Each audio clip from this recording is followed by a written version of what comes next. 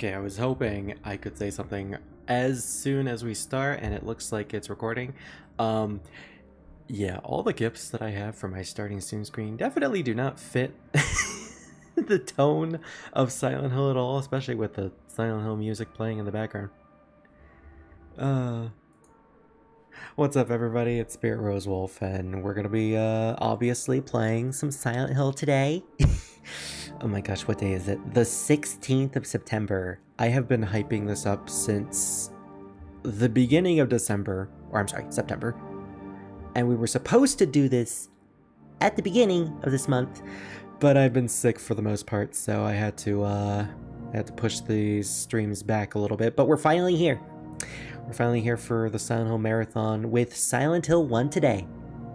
Now, while I text some people about the stream because they told me to, I'll just explain.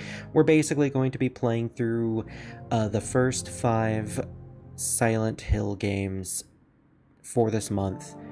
Silent Hill 1, 2, 3, 4, and then Origins. And hoping we can finish them all before the release of Final Fantasy Tactics. I want to finish this this marathon before the Ivalice Chronicles. That's my important thing. So we are going to be playing the entirety of Silent Hill 1 today, and I have confidence in myself that we'll be able to do that. Probably not the biggest confidence, but I'm certain we could potentially, at the very least, get to the end of the game today or something. There's always tomorrow if we can't. I don't remember this song. Oh man, I don't remember this song at all.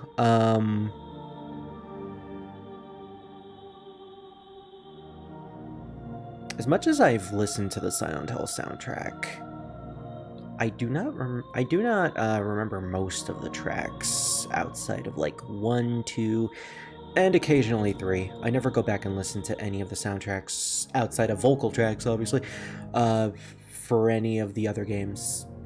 Maybe 4 sometimes, but that's cheating because Wounded Warsong was in the movie, so I count that, I guess.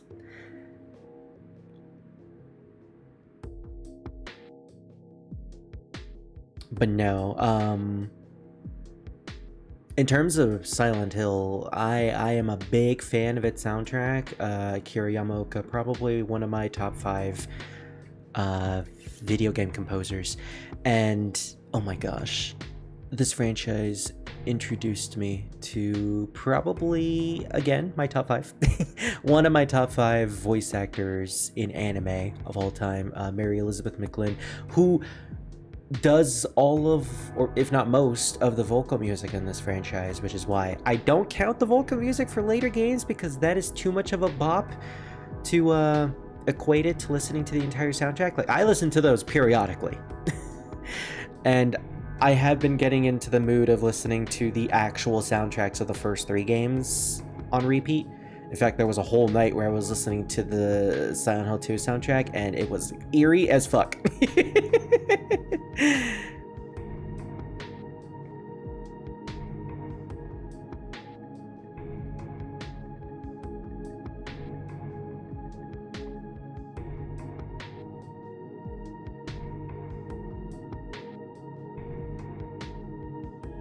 Alright, with that said, we have done everything we can with setting up for the stream. Oh my gosh, I just remembered. Okay, now I remember this song. This is from 3. I'll never forget those fucking whales, which I, not like actual whales, but vocal whales. I still have no idea why this song uses something like that, but I'm not gonna complain. Again, I probably should have picked better GIFs for the starting soon screen, because it's gonna look really awkward if I have to step away and put this screen on.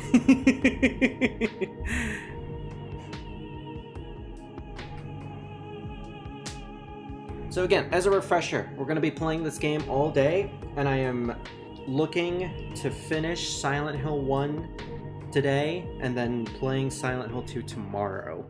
We'll most likely be doing Silent Hill 3 during the weekend, and we'll pick up 4 in Origins at some point. We'll see. But for now, we're going to be playing a classic, because I have played all of these Silent Hill games before. Have only finished 4 of them. I have never finished Origins because I gave up on it. But thanks to a friend of mine, I'm actually looking forward to playing it more than ever. Just due to the fact that the combat actually sounds a lot more interesting than I remember. And there's a lot of unlockables in that game, including some costumes, which I have my eyes set for. On top of other things. I'm sorry. We're at Silent Hill. We gotta get ready for a bunch of random euphemisms that I'm probably going to spout because I'm a horrible person. Meanwhile, we're listening to some really bone-chilling music.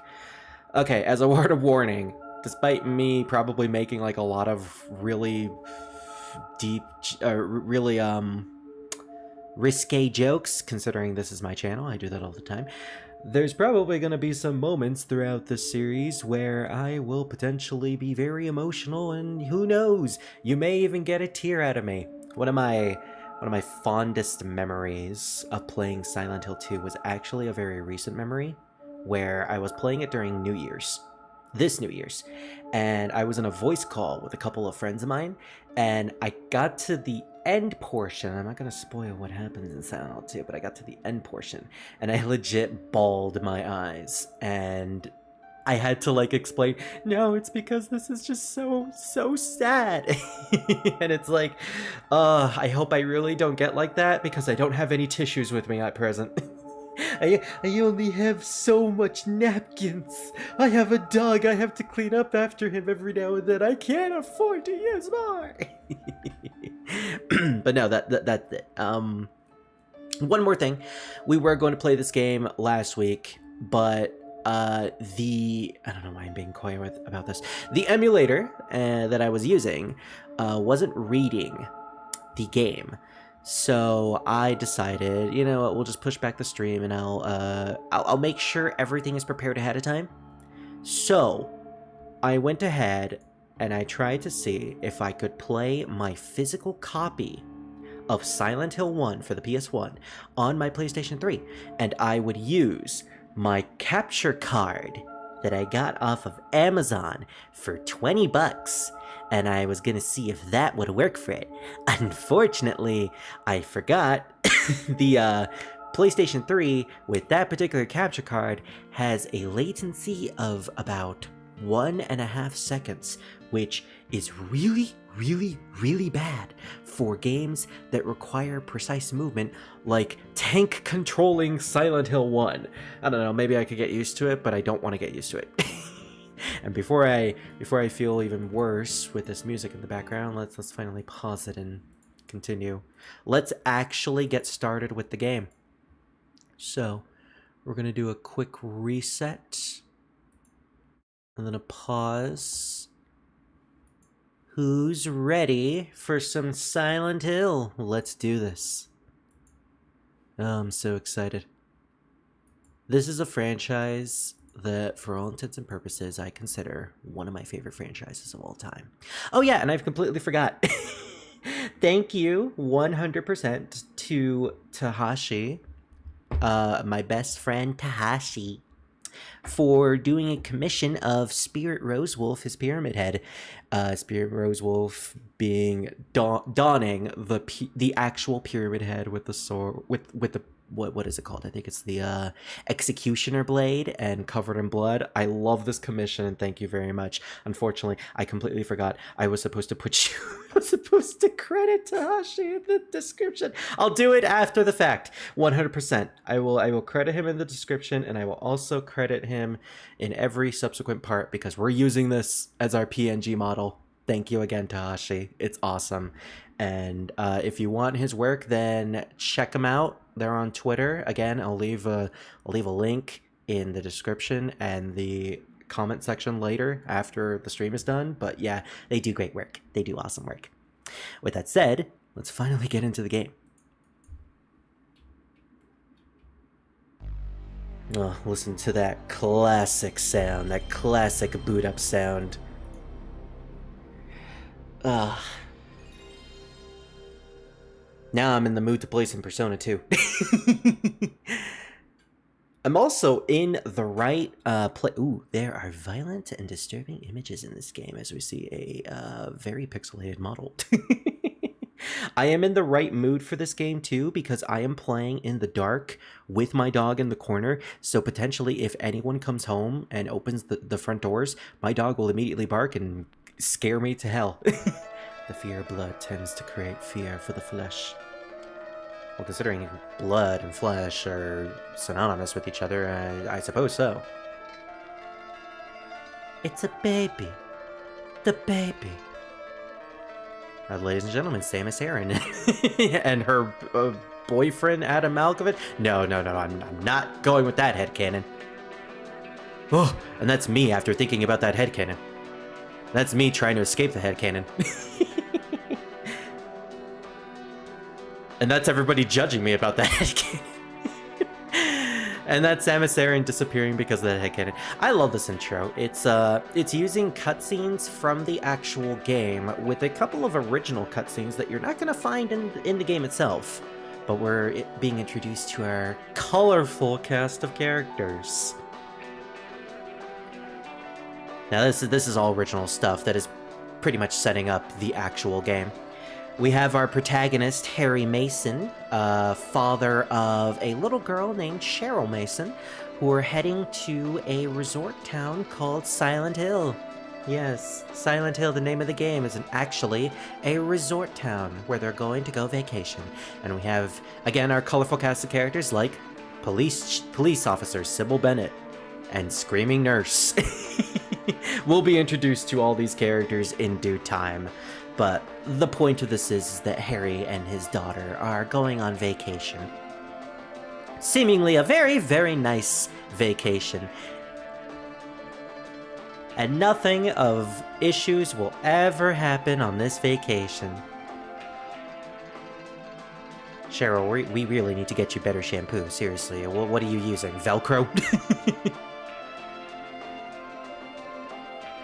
Well, that's not a good sign.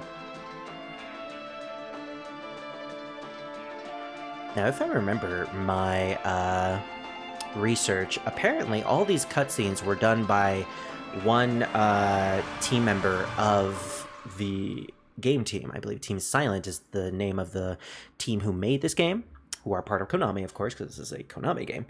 And they spent, like, I believe an entire afternoon modeling all these cutscenes, and they did it by hand, so I gotta say, pretty impressive. Alright, Silent Hill. Now I gotta remember, is it the B button or is it the A button that actually confirms stuff? Is this a Japanese game or is it an English game? Okay. Oh, thank gosh, it's the A button or the X button if you were playing this on PlayStation. Thank gosh! Because, look, I got used to it with SMT1 and Tactics, but I don't want to get used to it anymore. I don't want to go back to the normal way, thank you. And I get it. In Japan, B or circle is the normal way, but still. We don't really have much to change in the options menu. Everything is pretty good. BGM, sound effects, yep.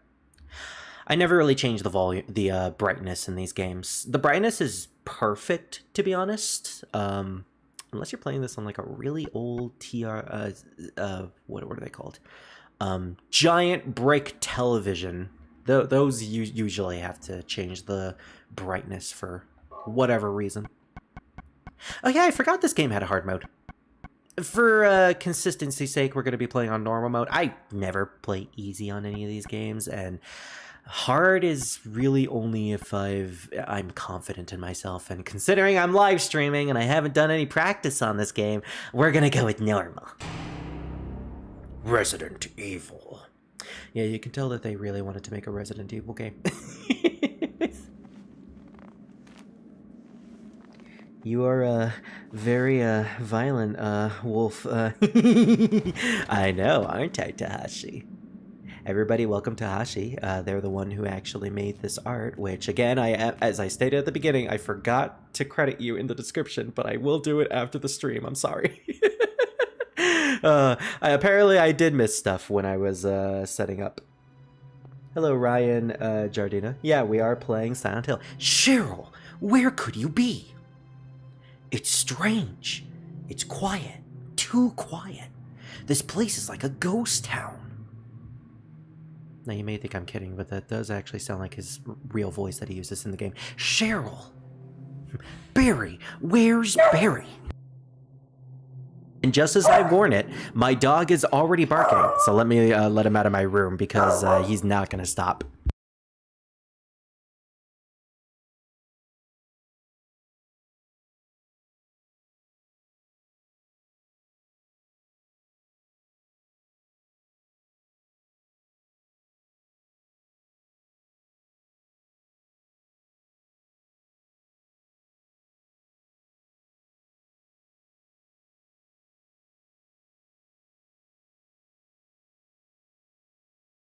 He is the absolute sweetest, but man, is he a loud boy.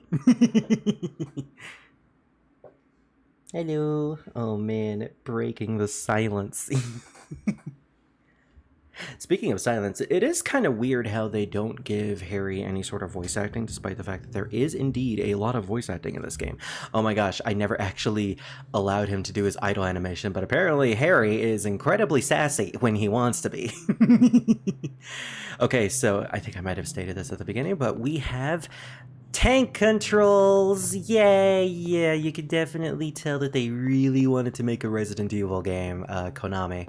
I believe Resident Evil was at the height of its popularity at this time, and the information that I remember researching is that Konami wanted to make a Silent Hill game. They commissioned Team Silent, but it took way too long for them to finish the game. The Konami was basically like, you know what, just make whatever you want. It's fine. And then this is what we got. And to be honest, perfect. I am glad that we got what we got. My car, too banged up to drive.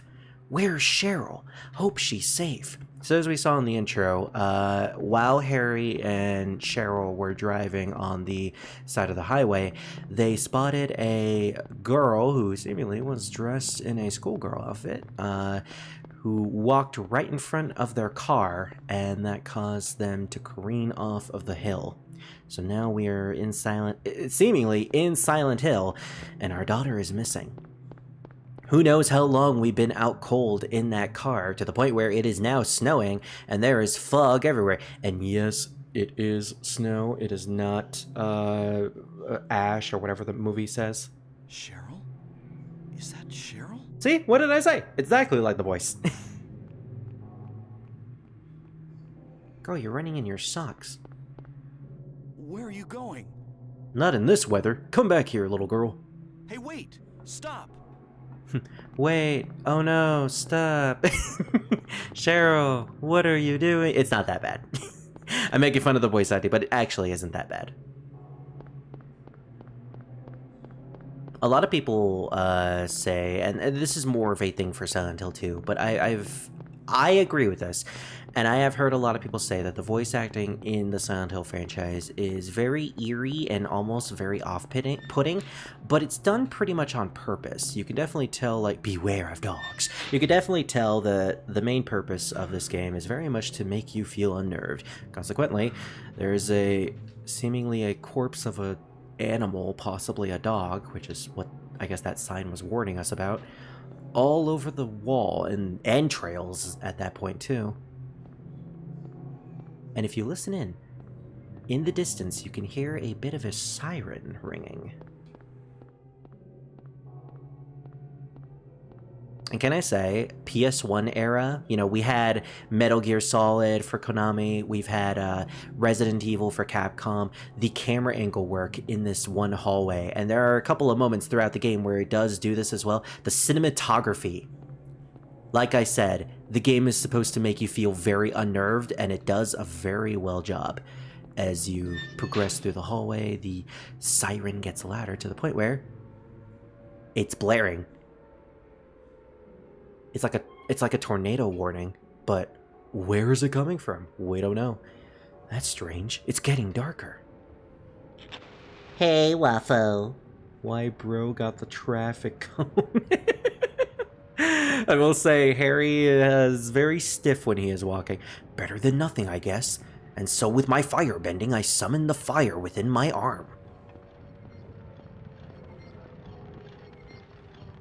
Nothing but a lighter to get us through this hallway. And with like awkward sounds like wheelchairs and weird ass imagery like dead bodies on a hospital bed. What's this? Harry, it's a body. Even I could tell you that. It's not just the siren. The more you progress into this hallway, the more like weird sound, industrial noises are constantly being echoed. And I think you could also see like bodies throughout the fence as well, and more entrails. Until finally, an actual body. What is this? What's going on here? I've never seen an actual body before. This is so strange. Oh gosh! And suddenly a bunch of monsters, seemingly monsters, of child-size variety, with knives! Unfortunately, I wasn't able to show it up, but even if you do go back to the entrance, it's closed off. It's as if the world shifted to make it so you cannot escape. A forced loss, but it's very effective in making you feel like you are not welcomed here at all. But I'll tell you what is welcoming. Hello, Sybil. I don't know why, but the look she gives you and the way she crosses her arms, like, yeah, I know I'm bad. Was I dreaming? How do you feel? Aww. Yeah, Wafo has a great profile picture. Run over by a truck. But I'm all right, I guess. Glad to hear it. You from around here? Why don't you tell me what happened? It's like the sound of the whales from the Wait a music in the second, I'm background, just a tourist. and the way they just sound like they're not came here for a even vacation. there. I just got here. It adds to just such an eerie cutscene. I don't know what happened. Like, no monsters are around, no danger, but it still feels like we're in danger. I'd like to find out myself. Maybe I'm giving this game too much credit, but I really do like the feel Have that you it gives seen you. a little girl? I'll get used to that, by the way. Just turned 7 last month. Short, black hair. My daughter. My daughter. Oh, I forgot he said that there. Sorry. The only person I've seen in this town is you. I've never seen a short little girl that's 7 years old with black Where is hair. everybody? Ever. I'd tell you if I knew, believe me.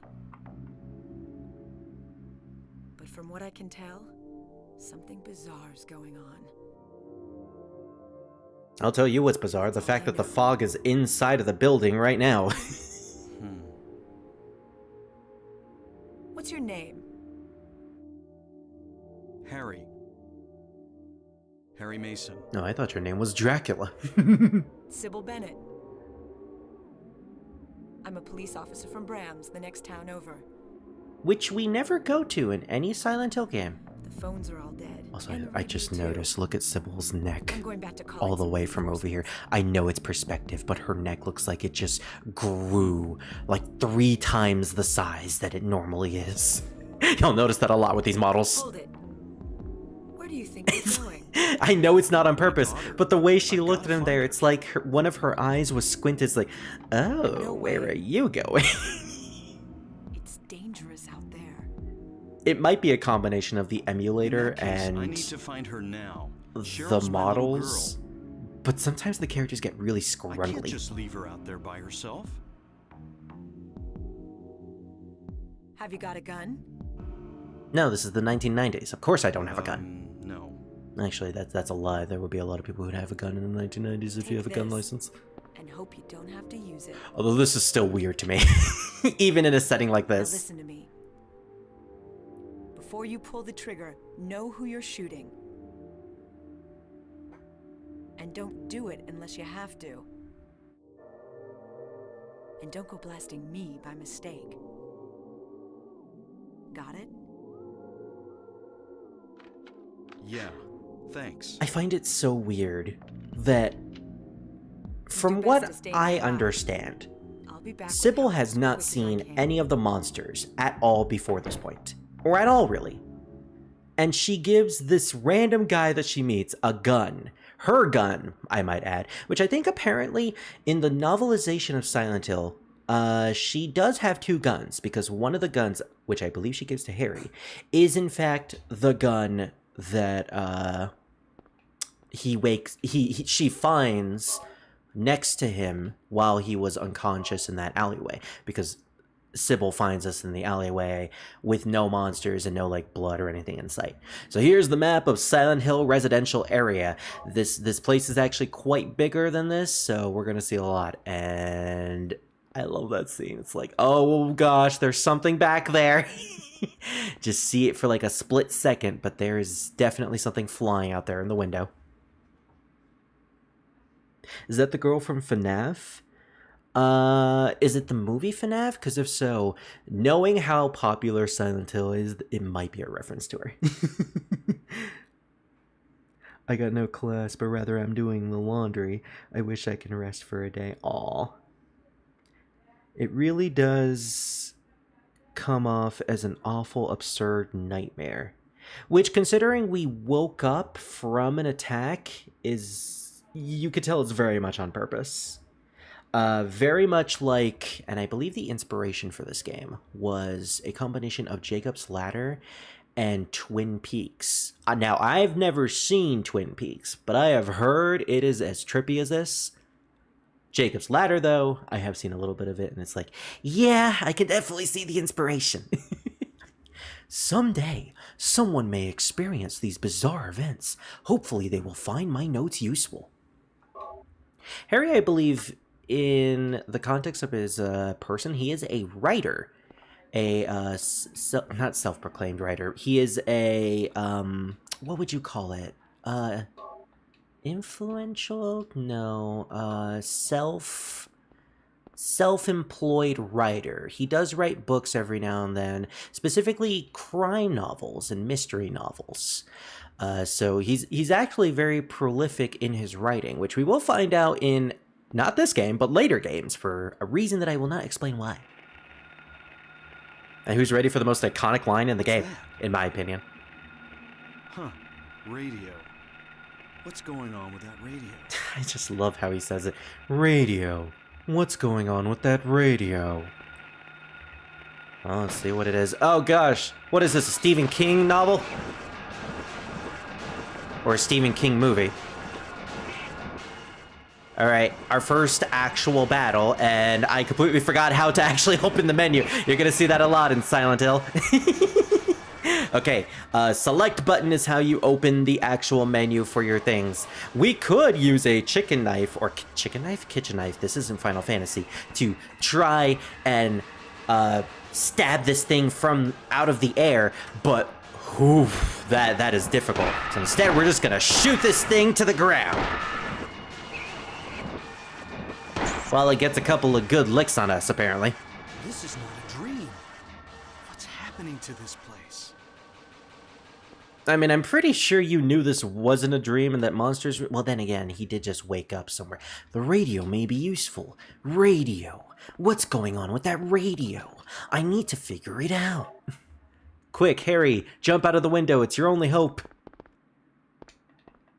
Because if he tries to open the door, some other technical thing inside of the cafe will start to make noises, like the pinball machine. Pinball machine. What's going on with that pinball machine?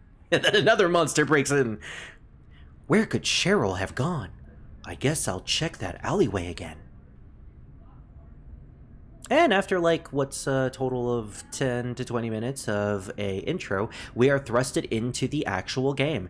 We are in the town of Silent Hill looking for our daughter, and our first modus operandi is to actually find her. So, our first clue is to go down Finney Street and into that alleyway. And we're going to be doing this a lot. We'll be exploring the town, both the residential district and other districts, which I think are a total of 3. And throughout the actual town, we can find items as well as monsters. The radio, as you can hear, indicates when a monster is nearby. Of course, the flapping is also a good indicator as well. So it's our job to make sure to not get murdered by any oncoming monsters. Unfortunately, they can be quite fast, but I am used to the tank controls, so I can mostly just dodge these things. Of course, when we go down this alleyway... This is the alleyway, okay. We're gonna find some familiar terrain, as well as... The Beware of Dog poster was true! Dogs that have been skinned... Oh, nice! You get a little, like, zoom in on the dog. Hello, doggy! Bye, doggy! Isn't he adorable? I forgot. I can't believe they actually modeled Harry slamming into things. It's rare. I don't know how to fully activate it, but he can just slam into walls, and it's just so comical. Alright, so we're going to be finding handgun bullets, health drinks, and potentially other stuff throughout the town, and it's your job to basically build up your... It is literally a Resident Evil game full circle. You gotta find weapons, you gotta find anything that can be used for your survival. Sketchbook cover. This picture. It's me. Oh, it's you on your off days, apparently. The first picture that Cheryl drew in the sketchbook that I gave on her 5th birthday. Cheryl, I believe, is 7 years old at this point. It is stated, and multiple times at that. To school. Isn't this Cheryl's sketchbook? Which I just established. She's at the school. Radio. What's going... School. What's going on with that school? Well, looks like we gotta find out. Quick! To the Dead by Daylight map!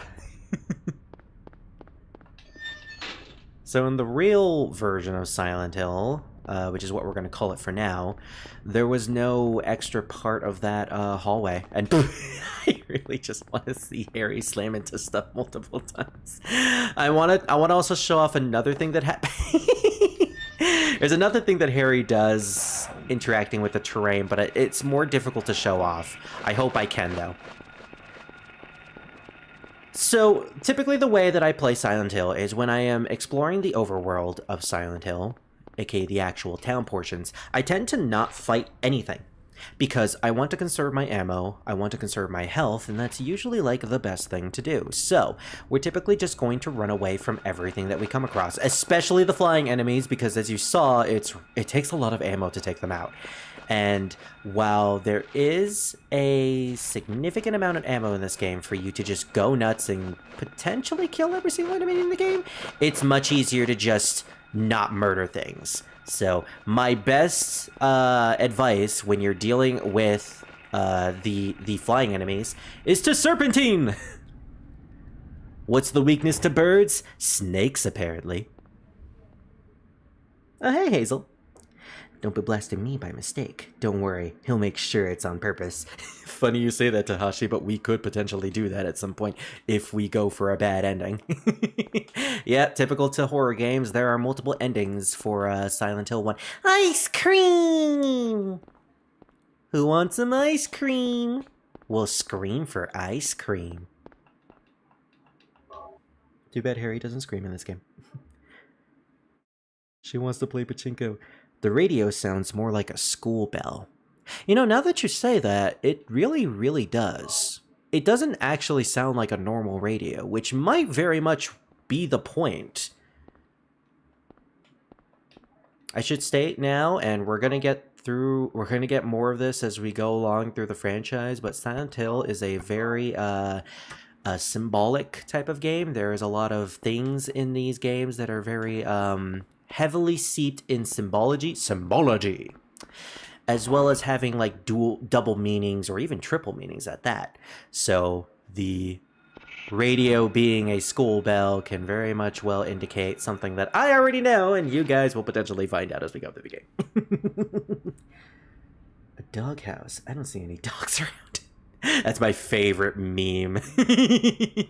Okay, so I'm going to say this now. There are a couple of places where we need to go to. We've already seen the convenience store to get some items, which is, makes sense. You want to get some items to use for supplies? Go to the convenience store. And look at that. We found like 2 healing items and a first aid kit. Our next destination is actually, I believe, going to be Levin Street. There is a certain house that we've got to find. By and large, Silent Hill is a type of franchise or a type of game series, specifically the ones that are tied to you exploring the map of Silent Hill. Usually the main gameplay loop is when you're in the town, you gotta search around and look for your destination by going to each corner of every single street and just seeing like, okay, this place is blocked off, then we go to the next destination. It's a routine process. Because I played this franchise multiple times, I already know where to go, so we're heading to the destination. I will also say that Silent Hill has a ranking system which is very, very strict. If I was going for a very high ranking, I would need to practice this game a lot. Oh, here it is. Oh, damn it! I always get hit there. Probably a doghouse, though I'm not sure since there's no dogs around. There's the meme. Unfortunately, I didn't get the dog in the frame, otherwise we would have actually gotten it. Nothing in particular around. You sure about that? Again, don't want to kill this thing. It's locked. Okay, so there's something else over here. I'm actually surprised that I found the house that I need to get to. So, our first instance of an obstacle in a road is if we go all the way down to Levin Street, we will find that the entire road is destroyed. There is a large void just beyond this road, and there is nothing left, and we can't cross it. And if we look at our map, it's crossed off with an X. Really nice that the game does that. I know a lot of other horror games or just games from this era that wouldn't actually do that, but the map system is phenomenal in Silent Hill. You do not get any sort of mini-map, but you don't really need it, to be honest. Doghouse, Levin Street. I already know. I won't spoil. Oh, you better not, mister. Or we're gonna have to throw you across this ravine, and we'll see if cats fly. Isn't that right, Tahashi? Thankfully, Tahashi can fly. Well, sometimes. Quick, go into the doghouse that conspicuously doesn't have any dogs. House key was hidden in the doghouse. Take it. Thankfully, that gave us a tiny bit of invincibility frames, and with just one hit, we managed to get into the house that we wanted to get into. So we skipped a lot of exploration to find this house, but trust me, we're gonna have to do a little bit more exploration as well after this. I believe... Okay, so that door is locked. I have never replayed Silent Hill 1 with a pre-existing save file, but I believe that room has access to one of the secret endings. I think it's the UFO ending. There's a TV set. The power must be out. It doesn't work. Dang it, I can't watch my tunes. What would Harry watch? Episodes of Columbo? Reruns of Columbo? He seems like a Friends fan to me, to be honest. Something tells me Harry's favorite character is Chandler. He can probably relate to Chandler. Also, I think that's a Coca-Cola bottle over there on the table. It's very pixelated, but it definitely looks like one. Anyways, we got a bunch of health drinks, which will help us in the future. The refrigerator is empty. Kind of would be cool if they had like a bunch of drinks in there. That would make a lot of sense. Alright, so there are 3 locks. This is technically our first puzzle in the game, but it's not really a puzzle. It's more like a scavenger hunt. Something is written on the map, hanging on the wall. Copied it onto the map. Okay, Harry. Sounding like a robot there. So we have 3 destinations. We have the keys for the door. We have the arrow pointed through the right side of Finney Street. We have a giant line in an alleyway just underneath the convenience store. And we have something on Elroy Street that is at the end over there. Now, there's going to be a lot of conspicuous holes all over the place, just like the one in Levin Street, or not Levin Street. What street are we on right now? Is it Finney Street? No, it is 11th Street. Okay, I was saying 11 when I was trying to say Finney apparently earlier. But no, there's going to be a lot of holes all over the place that will kind of detour our access to most of Silent Hill. It kind of makes you wonder what the hell happened to this town. You know, there are monsters all over the place. Everyone is just gone. It's empty, and there's holes everywhere, and access to the exits of the town are all just gone. In fact, I think if we head all the way back to Bachman Road and head north, this is actually where we first started the game, and we can actually find our car with a couple of items inside of it. Consequently, I was saying this earlier, a ranking system is important in Silent Hill if you want to get a high ranking. There is also an item collection for your ranking, and there are a high number of items in this game. I think if you want a good ranking, you gotta find them all, I believe. Gotta catch them all. Items in Silent Hill. My car, too banked up to drive anywhere. Where's Cheryl? Hope she's safe. Barry, where's Barry? I think there's also an item down on this road or something. You know what? Let's go and check.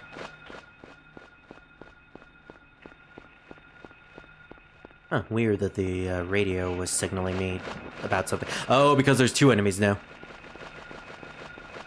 No, just a waste of time. Don't touch me!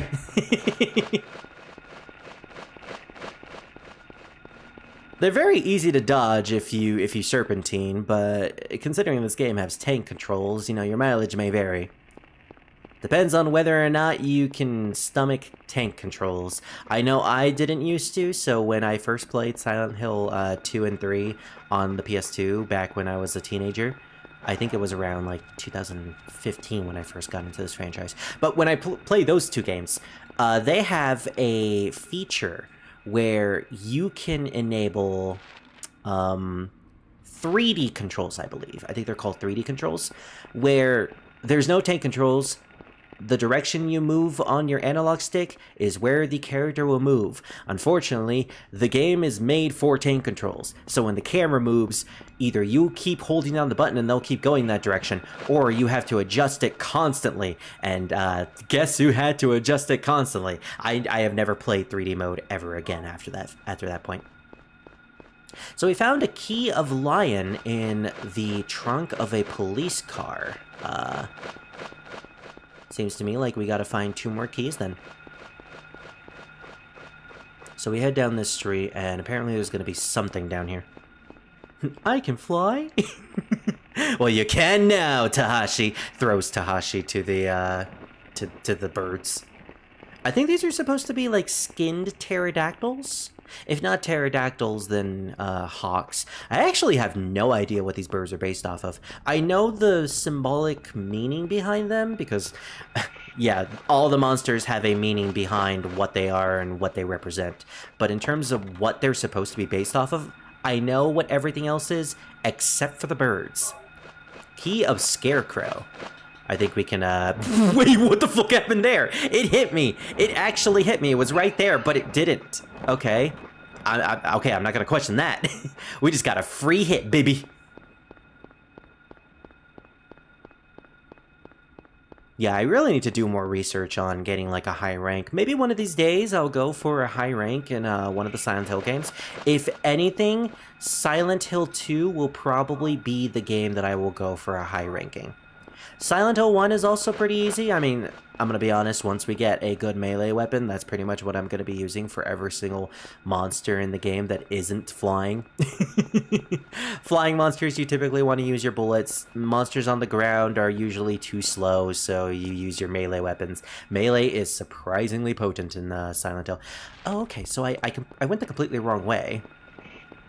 Or I completely forgot that there was a road over here. So we have one more key to find, and it's down this alleyway. Queen Burger! Welcome to Queen Burger, home of the Queen, baby. Now bow down to your overlord. And then it's just a bunch of Ugandan knuckles in the windows, just constantly like... Gosh, I have never made a reference to Ugandan knuckles, and I feel bad for making it. And I will never make it again, I promise. I don't commit all the item locations to memory, but sometimes I feel like there's going to be items here and there. Did I go down the... No, that was the alleyway that I was supposed to go down. Apparently I missed something. There's a gate somewhere around here that we gotta find. Oh, it's right here. I was looking at the wrong... And Harry just hits the gate. I think this might be a reference to something, but right next to the key of Woodman, we find a dog's head, which, according to the blood pattern, was used as a ball on the hoop up there? Yeah, this place is really, really weird. Also, that pattern looks very indicative of something. But I don't know what. He was feeling kind. Impressive that they managed to put everything into a 750 megabyte disk. Oh yeah, the scope of this game and how it was made is actually quite interesting. The fog, for example, that they use for the overworld of Silent Hill is actually a way to mask the loading of buildings and areas from a distance, because what's the word? There's a term for items that load from a very small distance from the character / camera. But I'm just going to call it spawn distance for now because I don't remember the term. But it's incredibly low for this game just due to all of the models and everything that's loaded onto the world that you're exploring right now. Because all these monsters, I think, are moving in real time. So in order to mask all the loading of the buildings, which you can still see sort of beyond the fog, they made this fog, which for all intents and purposes is just a white layer, a white or gray layer. But it works so well with adding to the mystique and the feeling of loneliness in this game that it ended up being a mainstay for every single subsequent Silent Hill game. And I really like that. Render distance, thank you. That's what the term is called. Yeah, I always forget that particular term. But yeah, it's ingenious and it works for the game itself because it's a horror game. Masking what's in front of you actually works with the atmosphere because you don't know what's coming. And for all intents and purposes, it's still also a thing in the buildings. Like, that's the reason why you can see a little bit of... That's why I was making the joke that there's fog in the cafe. Yeah, they still have to mask the render distance, but it is what it is. So anyways, we collected 3 keys. A key of Lion, a key of Woodman, and a key of Scarecrow, all based off of characters from The Wizard of Oz. Now, that sounds pretty weird for someone to have keys that are based off of Wizard of Oz, but then again, a lot of people are fans of that franchise, so... It's getting dark again. And this is where Spirit starts to regret turning off his light in his room. What's going on? Thankfully, we have a in-pocket flashlight, which I have always wanted one of these things. They're surprisingly rare in my area, but I've always wanted a pocket flashlight. I don't know, Silent Hill made me like, I want one of these because it's really just cool to have one. The aesthetic is nice. But Silent Hill has now grown dark, and there's going to be a lot more monsters and a lot more visuals of blood and destruction nearby. And the fog has been replaced with actual darkness. So there's a bunch of items, I believe, to the north, but for all intents and purposes, this isn't going to be a 100% item playthrough. We're just going to skip everything for the most part. Just collect what we need to collect and continue onward. I believe it's the emulator that's doing this, but yeah, you can definitely see the draw distance. That's what it's called, draw distance. Having trouble loading stuff in the darkness. Like, the darkness is definitely not as prevalent as the fog, but I'm pretty sure that might just be my emulator. I do not remember it being this bad in the PS1, actual physical PS1 disc. But again, that still adds to the feel of the game. It's like you don't know what's coming, and suddenly it's like a giant gate or something. I think we just passed the school. No, actually, we're still near the school. This is going to be an area that we'll need to come back to later, though. Oh no, they're flapping my way. Oh no, they're fapping my way. And then Harry just turns to all the birds and is like, have you seen a little girl around here? Buddy, you're next to a school, an elementary school. There's a lot of girls around here. And quite frankly, that's weird that you're asking. This would freak me out as a kid. Oh my gosh. I couldn't play Silent Hill 4 because that game is legitimately creepy by myself, so I actually had to have my brother watch me play it for my first playthrough. And for all intents and purposes, it made me feel a lot better. I don't know. There's just something about, like, isolation and having your safe place, like your safe zone, your room, be a danger and filled with, like, actual monsters and poltergeists, just so disturbing to me. It's like, ugh. And I actually, like, I can't play that game by myself, which is why it's going to be very entertaining when I'm going to play it for this channel. And Silent Hill 2 as well. Silent Hill 2 was also very disturbing for me when I got to a certain point. Specifically, it was the old prison. That place is just so unnerving even when I'm an adult. More Ronaldo and Gordon. This must be a list of the teachers. So we made it to the school, and this place is seemingly not doing well either. It's all dark, and, well, the front desk is filled with blood all over the place. That one enemy in the prison level that just stands there until you come close. Oh my gosh. Is it the one that chants, like, ritual, or, I think ritual backwards or something? Yeah, that thing is just so terrifying. Silent Hill 3 with the subway is also quite terrifying. But that's mostly because, like, I can see how terrifying it would be in the perspective of a teenage girl. That game in general is just, like, terrifying with that perspective in mind. And it's like, ugh, no wonder it's my favorite game in the franchise. It's written in blood. 10 o'clock. Alchemy Laboratory.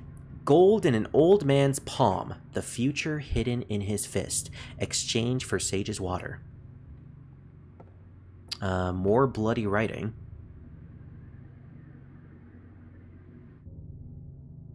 Just reading through the comments because I saw that I missed a couple.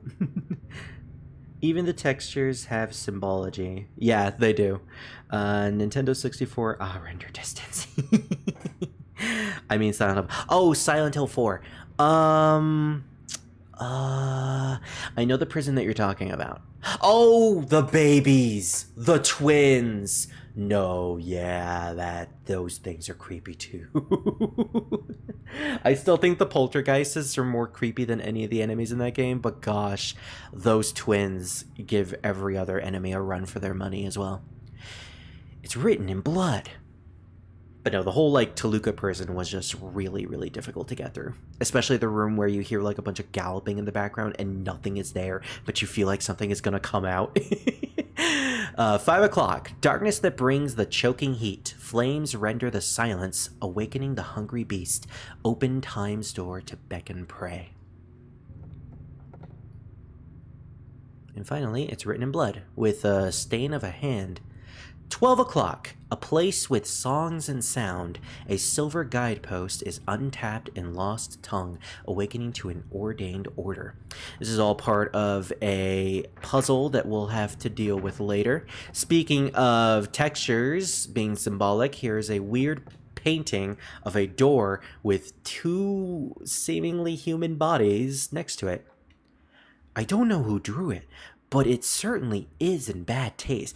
You can also see, like, some sort of figure in the top square. I don't know. It looks like a face or something. Ugh, creepy. Ammo. Oh boy, bullets! Finding bullets in a school, definitely a little passé. To be fair, this game was made in the 90s, the late 90s. And I believe this game actually predated Columbine by at least a couple of months. Which, if Columbine happened before this game, you know they would have censored stuff. Or actually, no, they did censor stuff.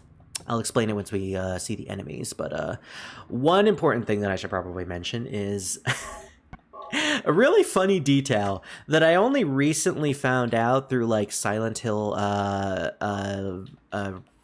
analysis videos, but apparently this entire school was modeled off of the exact same school in an Arnold Schwarzenegger movie, Kindergarten Cop. Like, this is 100% just the school from Kindergarten Cop. Right down to the lockers, the layout, and the color scheme of everything. Okay, so there's a bunch of monsters here. And what I want to do is I want to interact with this elevator real quick. The tower is locked, because we're going to see the clock tower. And then Edward Scissorhand comes down. The hands are stopped at 10. So it's at 10. That means we need to do the 10 o'clock puzzle on the bloody writing. So let's go to the opposite side of the courtyard, and we're going to encounter a couple of enemies here. Gotta be careful with my bullets because I accidentally wasted like 2 rounds there, I think. Oh, there it is! So this is the first time I'm actually fighting enemies. The combat is a little stiff in this game, but basically you wanna either using a physical item or your gun to down the enemy, and then when they're on the floor, you kick them. I believe if you don't kick them, they will get up eventually, or is that like Silent Hill 2? If it's not in this game, then they'll just keep ringing your what's it called? Your radio. And I believe this is the room with a enemy that is not an enemy. This is a shadow monster, and if we get close to it, it doesn't hurt us. It's just there. And if we run to it, it squeaks and it falls. Almost like we're instigating it, like we're kind of bullying it in a way. But it's running. It's running away, and then eventually it just disappears. We can't harm it. It can't harm us. It is literally just there to set off your radio. Very, very interesting. So one thing I was going to mention earlier is, oh my gosh, that face. You know what this face kind of reminds me of? That theory about the face that shows up in everybody's dreams. I don't remember what it's called, but it's like this one face that is like so surreal and very specific of like a man that shows up in everybody's dreams. And it's like this big like AR theory or something like that. I remember it from like back in the day when I used to frequent a lot of horror channels, horror-themed channels. And Doogie! Silent Hill Doogie. There's a lot of like real-life posters throughout this game that you can sort of make out, but because of the pixelation, it's really hard to. I like to think that they took real-life posters and put them into the game and just plastered them all over the place. I mean, they put the entire school from Kindergarten Cop into the game, so your mileage may vary. Most of the classrooms are locked, though, so we don't have many options on where we need to go. This, I believe, is the bathrooms, though, where they have a couple of monsters in here. So these monsters, I believe, without giving away too much of the actual story, because every single monster is symbolic in some sort of way, these monsters are supposed to symbolize the bullies within schools.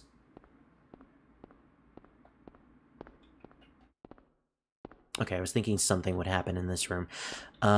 There's something that happens in one of the bathrooms, but I think it's in a later bathroom. But yeah, these monsters, which I believe are called gray children, are symbolic of school bullies. And they are constantly at your throat with knives and stuff.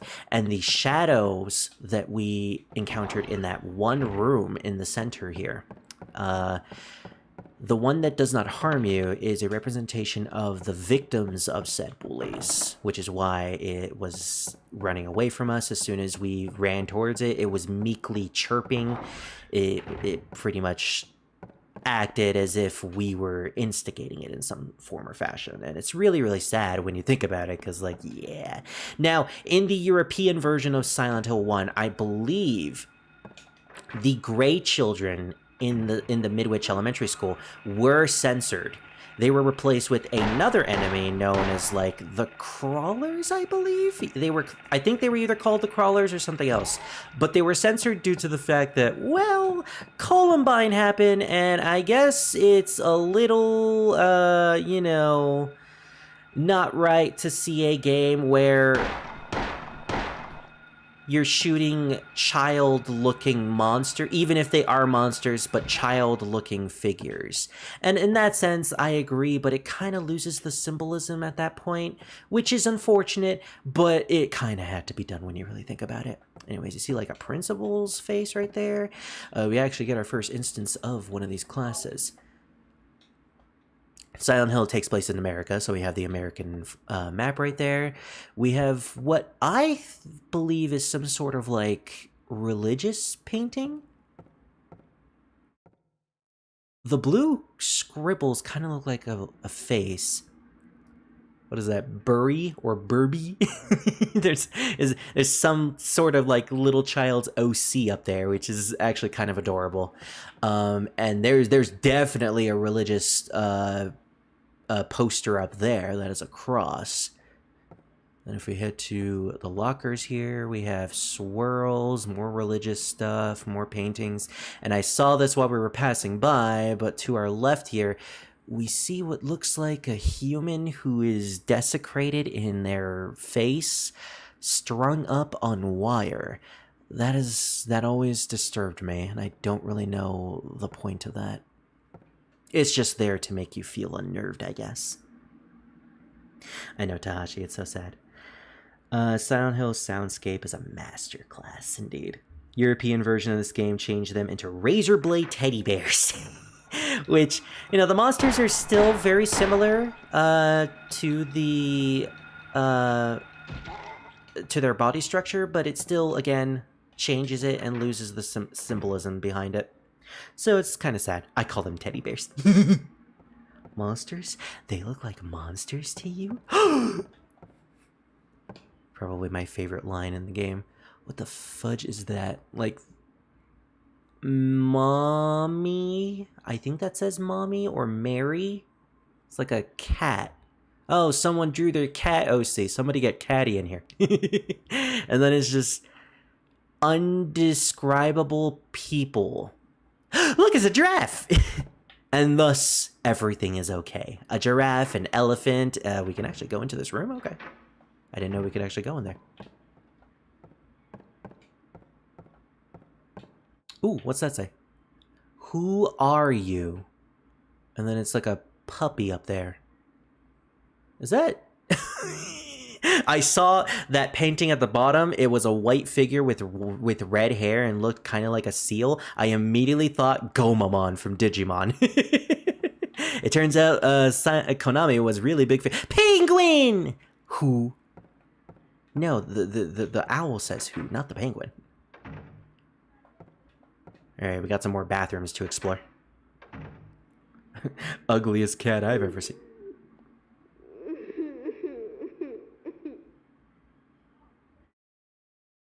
I think that's what, yeah, that was what I was trying to find in the other bathroom. There is nothing else in this room besides a girl crying and nothing, that's it. Again, I don't want to give too much away of this game's story because you know, there's potentially people here who haven't actually seen anything related to Silent Hill, but like, from what I gather from that, girl crying in the bathroom is potentially a victim of bullying who, someone we may meet later. Yeah, the school is very depressing in all of its symbology.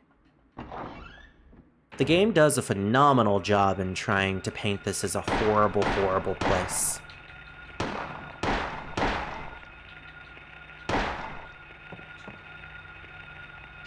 Thankfully, despite not playing this game for a while, for like a couple months, I seem to be getting the hang of everything again. Yay, everything is good now! And then the music starts. Oh no! It won't open. Odd. Doesn't look locked, though. We have what seems to be a puzzle right here. I am actually not going to read this yet, but I am going to activate it for the most part, because we saw that the time on the clock in the clock tower was at 10. And... oh, wait a minute. Do we not have, like, notes in this game anymore? Oh, the note system is a thing in like Silent Hill 2. Right. Okay, so I forgot that they introduced a system where Harry keeps all the notes, or your main character keeps all the notes that you collect throughout the game, all the memos, and you can look back at them in the menu, but you can't in Silent Hill 1. So I believe the first thing that the notes said was like 10 o'clock was alchemy, so we gotta find the chemist class. But right now we have something that is knocking on that locker. Possibly a monster, or just a cat. Just a cat.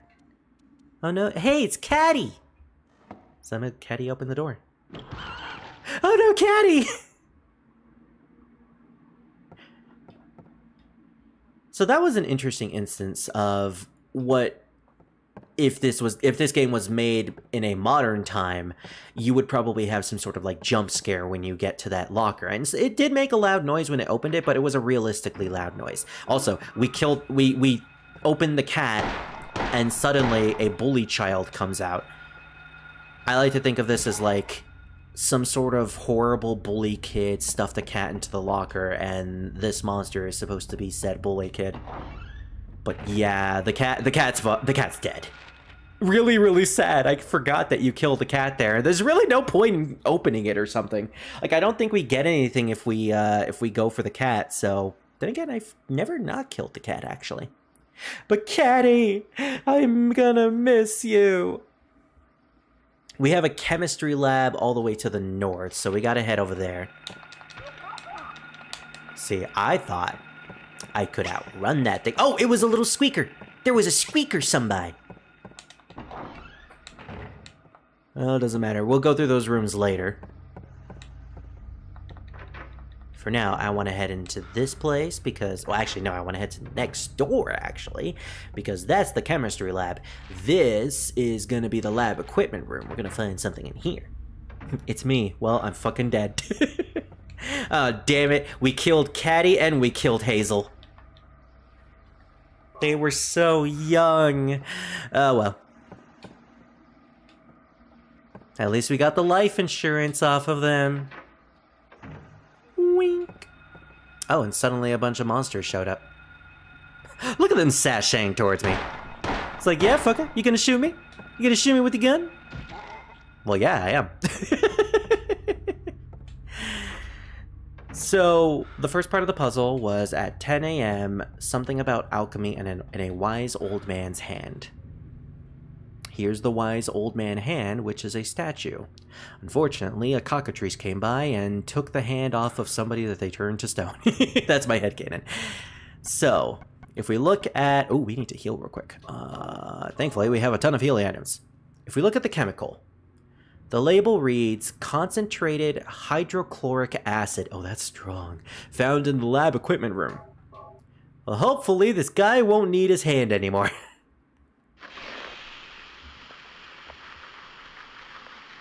With that, we got whatever he had inside, which was a gold medallion.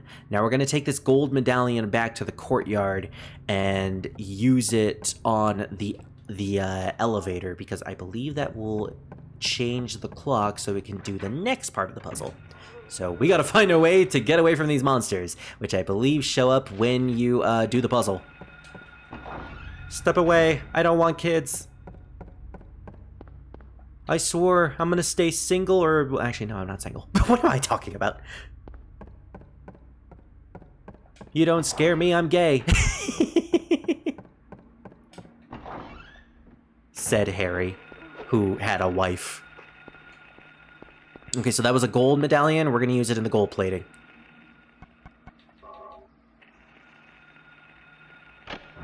There we go, and with that, the golden sun has been initiated, and we can see what the next part of the puzzle is, because we'll actually head right back to the information. Clock stops at 12. Oh gosh. Oh gosh, they're running towards me in a similar fashion together. Alright, so what was 12? If I can interact with it. Harry? Harry? Harry?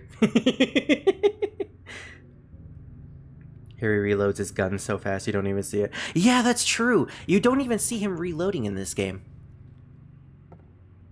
I was wondering, like, oh man, I gotta reload my gun real quick. Nope, apparently not. Okay, so that's 5. What does 5 do? Darkness that brings the choking heat flames from his science. Okay, I believe that involves us going to the furnace. And then 12 is a place with songs and sound. That is the piano back at the 2nd floor. I'm wondering, can I go over there? No, I believe it's locked, actually. I'm gonna need to open it at some point. So remember, we're going through the school in order to find our daughter, Cheryl, who apparently wrote something on her notepad that she was going to the school, or at the very least, she wrote to school. Oh no, to school. She was talking about the 2nd school. Dang it. We need to get to the 2nd school. Well, actually. Hold that thought, Harry. You may not be wrong.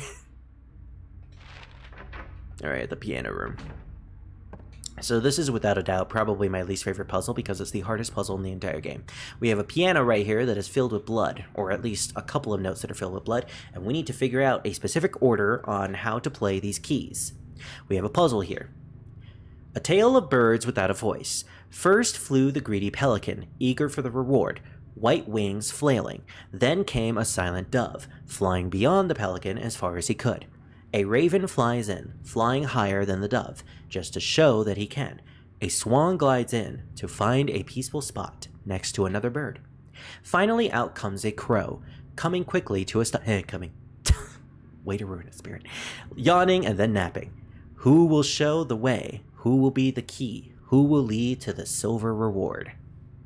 So it's our job to figure out the order of the birds in line of this race and the color of the birds. Obviously, the crow is going to be black, the pelican is going to be white, so is the dove. So, first flew the greedy pelican, eager for the reward, white wings flailing. That implies that it is farther to the end of the race. Then came a silent dove flying beyond the pelican as far as he could. So he is beyond the pelican. That means pelican is behind the dove. A raven flies in, flying higher than the dove, just to show that he can. Okay, so now we have a raven who's flying beyond the dove and the pelican. So we have pelican to the left, dove to close to the pelican, and then we have the raven who's beyond the dove. A swan glides in to find a peaceful spot next to another bird. So the swan is next to somebody. Finally, out comes a crow, coming quickly to a stop, yawning and then napping. So this implies that the crow is probably all the way to the left, meaning that it is far away and no one can probably be next to it. Or it is literally the first key that is black all the way to the left. And just to reiterate, for colors, we have white, white, black, white, black. Now let's see if I can remember. Spoiler alert, I did find a solution to this puzzle and I have the picture, but I do not remember it at all. So let's see if I can figure this out on my own. Check the piano. I hate this puzzle every single time. So we have white, white, black, white, black. Now black for the crow, I believe, is going to be right here.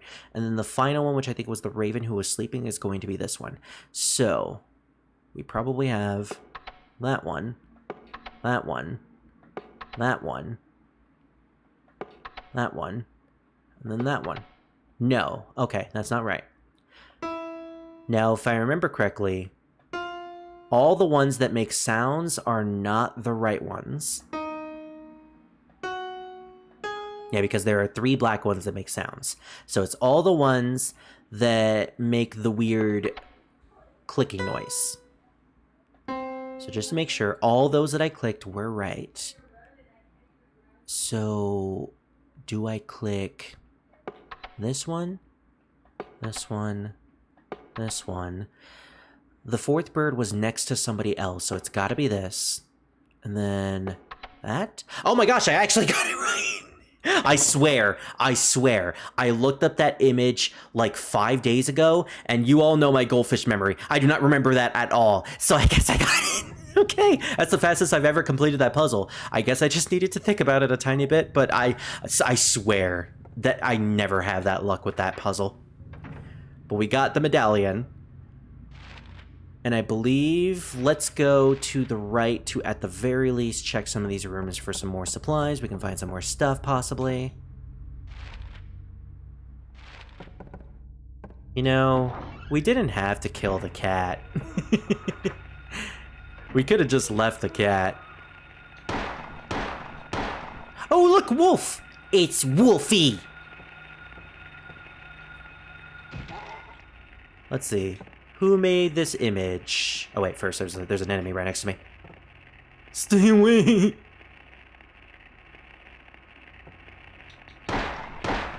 I don't want any kids besides my daughter Cheryl. Alright, let's see who made this painting. Ooh, there's a name at the bottom. Claudia. Ooh, they must be a really good artist. Wolf. What does that say? Chicago News? Wait a minute. I've never seen that image before. Does that imply that Silent Hill is in Chicago? Chicago. And I just imagine Cheryl singing that the entire time as she coming here. Chicago. 9. That means this class is a baka. Car. Doesn't even say what type of car. It's just a car. And then there's a little salamander at the bottom right there. Yeah, apparently this class was really into animals for some reason. And a bottle with a face on it? Okay. Class 9 is freaky, apparently. Ooh, teddy bear!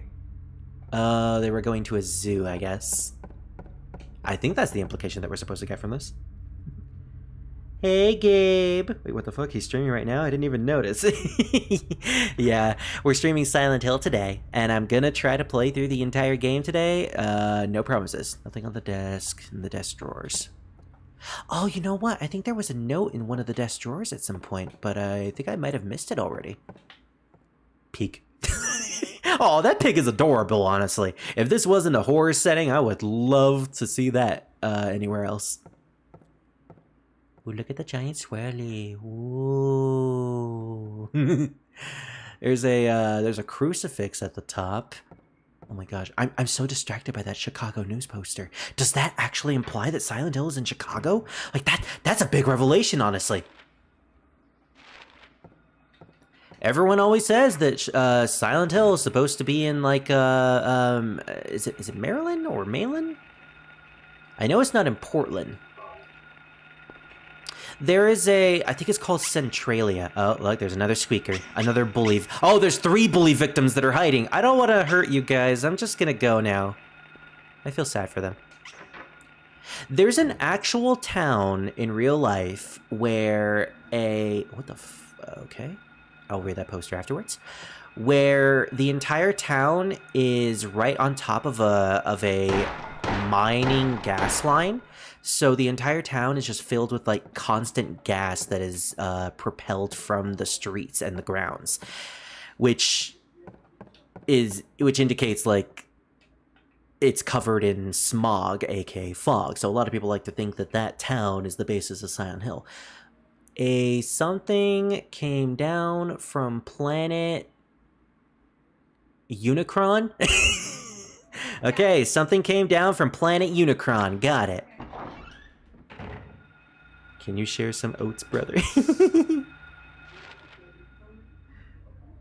But yeah, I'm gonna go for now. See ya. No worries, Tahashi. I hope you have a good time.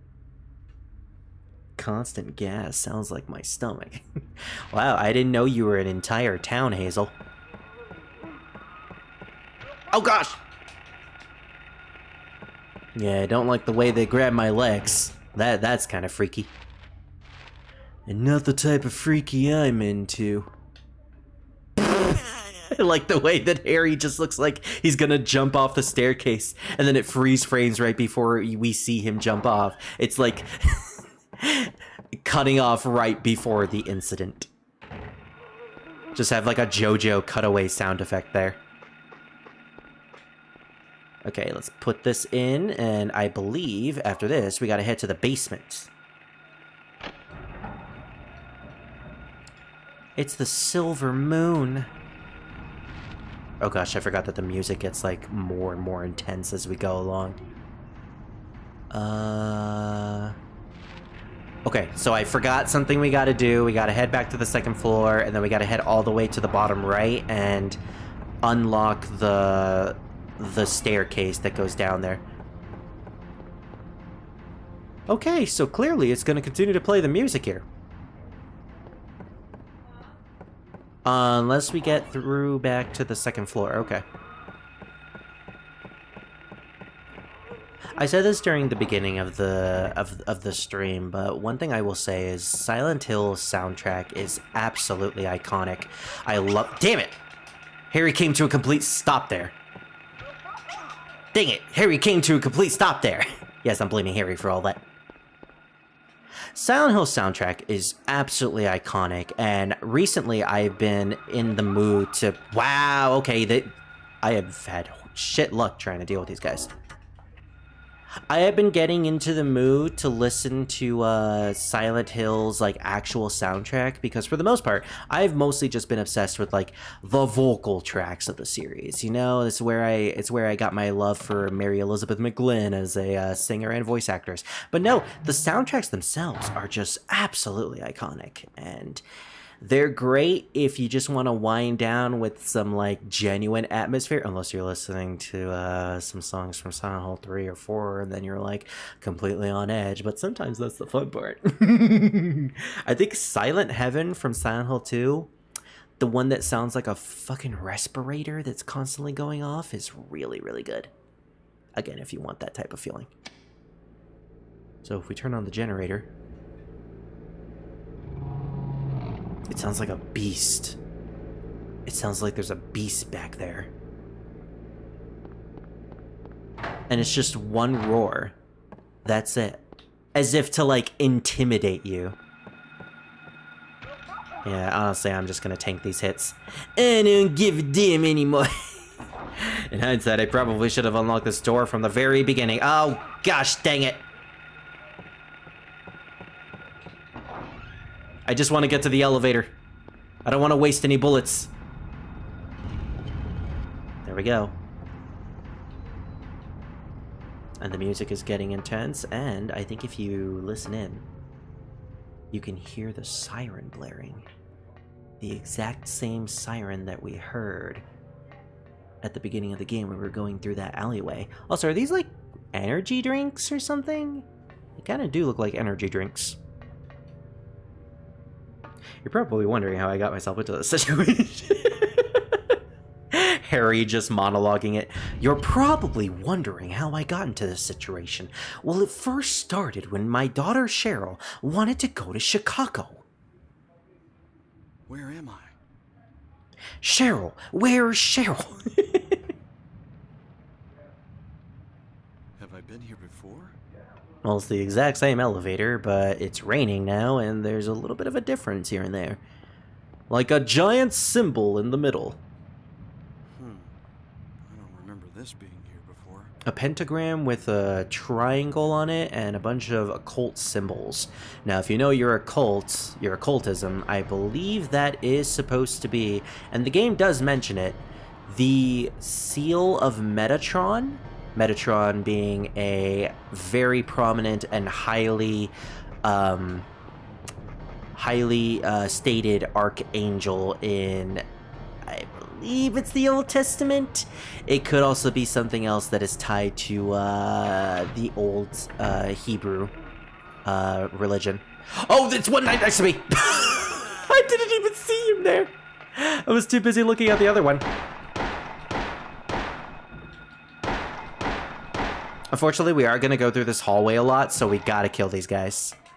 Typically, I kill enemies that are in a hallway that are where we will constantly go through. And just to show it off real quick, if we open the map, we're in the school. We're in the exact same layout of the school, but everything is different now. Everything is not mapped out anymore, and every single room is replaced with weird industrial-like fences and gore up the wazoo. There's a body that's hanging right between those fans. If approached carelessly, I may be sucked in. This room, I believe, is brought back in the movie, and it's a weird room. Really, Harry's not going to say anything about these drinks. Ooh, ammo! In the movie, the first Silent Hill movie, main protagonist of that game, Rose Da Silva, who the game is based off of the story of Silent Hill 1. So instead of Harry, it's the mother of the child, Sharon. Oh my gosh, there's a body right there. Going through Midwich Elementary School with Sybil, and they get to that room after being chased by Pyramid Head, who's in that movie, which I'm not a big fan of, because Pyramid Head doesn't fit in that story anyways. They end up in that room, and that's where Silent Hill goes back to the real world or something. I personally liked the original Silent Hill movie. It's a guilty pleasure. It's not the worst thing, honestly. When you compare it to other video game movies, it did a pretty good job in trying to stick to the source material. It was a recreation of Silent Hill 1 story, which, you know, if you really like Silent Hill 1 story, that's, you know, unfortunate. Oh gosh, bugs! And thus my fear continues. And they're fucking cockroaches too. Not just cockroaches, but they have like tentacles coming out of their mouths. It's like a weird like suction cup tentacle. Actually, they look more like, with that tentacle, they look more like aliens or xenomorphs than anything. Who put the Triforce here? Metatron, the fourth goddess. It's just Shin Megami Tensei Metatron, but in a dress. Which, I mean, doesn't look that far off to what he's normally wearing. So, I think this is a really funny joke, mostly because this is Konami. This is a picture card. It is a card with a key behind it. Therefore, it is a key card. If you played any other Konami game, or just Resident Evil, or I'm sorry, not Resident Evil. Yes, because Konami created Resident Evil. If you played Metal Gear Solid, then you know that that might be a little wink and nod towards that game. Damn it, I tried to run away, but I couldn't. Yeah, good thing I'm periodically checking my health every now and then. I remember this room being incredibly difficult with me. Because every single time I try to shoot one enemy, the other comes up. Very nice, game, to give me 3 enemies, and I will constantly be struggling with which one I am aiming at, because auto-aim! I'm glad that auto-aim is a thing in this game, but gosh, is it annoying sometimes. Femboytron. We could either make the Metatron joke or the Metaton joke, depending on how you feel. If you're an Undertale fan or if you're a fan of Shin Megami Tensei. It's locked. You need a key. Okay, this is where I'm starting to be like, maybe turning off my light in my room wasn't such a good idea, because I heard like a random noise coming from my window. Oh, man. But I live for this thrill. I'm warning all of you, though, when I am playing Silent Hill 4, I am playing that in a lit room, and I may just play that with someone in a voice call. Not everybody, maybe one person. Because, like, fuck me if I'm gonna play a game that gave me a lot of childhood trauma. That game is just, like, so terrifying for me because it really... Harry as a protagonist... I'm sorry, Henry... Because, you know, you have 2 games in the same franchise that have a character who has the same first letter in their name. Before I go on that tangent, though, we're seeing a lot of those dead bodies from that image in the teacher's lounge all over the place. Actual dead bodies strung up. This used to be the nurse's office. Now it's not so much anymore. The way they reincorporate, this is called the other world, just to ignore all pretenses. The other world, which is the more dark reflection of Silent Hill with all this like rust and fences all over the place, does a really good job with reincorporating all of these pre-established rooms into something that is both familiar and different at the same time. The textures look like there's something written on the walls, but it's like white writing, but it's been scribbled. I really like that. So anyways, this is the teacher's lounge, where the painting that used to be of the door with the bodies is now real. And I just noticed there's a bunch of wiring all over like the body's limbs, and that's more disturbing than what I remember. Really, really well done, though. I think I was saying this earlier, but Silent Hill does more of the approach of trying to make you feel unnerved than giving you jump scares. There are rarely any jump scares in Silent Hill outside of like maybe one or two.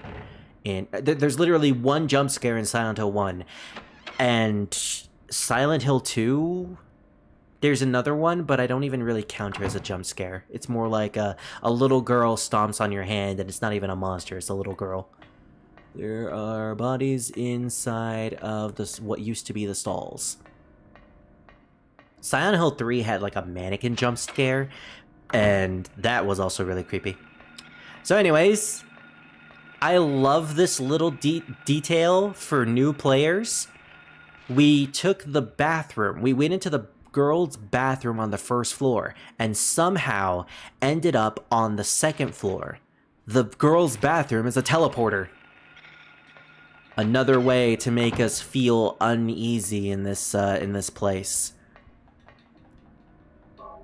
Not only is everything dark and dangerous, but it's also not even following the rules of realism. We have a teleportation room out of nowhere with no warning or no sense whatsoever. Nothing in this world makes sense, and that is ultimately the point of Silent Hill. Just a bunch of confusion with weird rules that can technically be followed, but still confusing. This bathroom, though, is different from the others. Only one stall, and there's a bunch of blood behind it, too.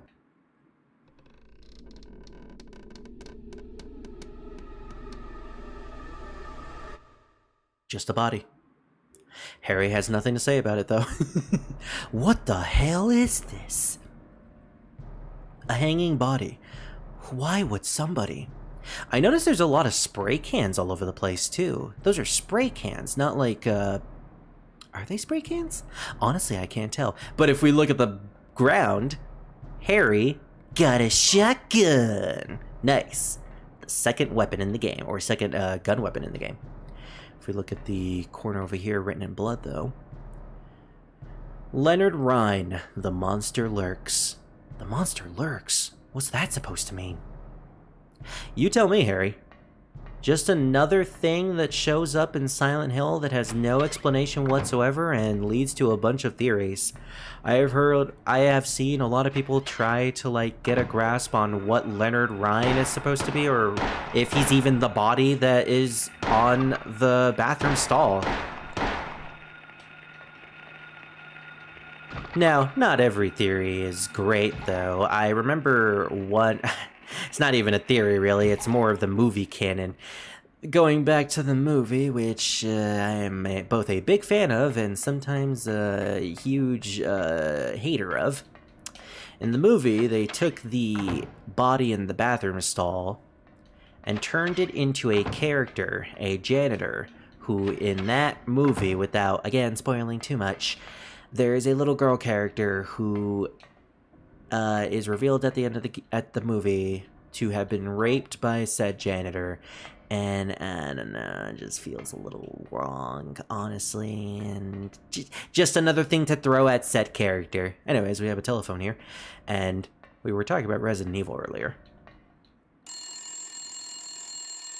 This is 1-for-1 gonna be a thing in Resident Evil Biohazard or Resident Evil 7.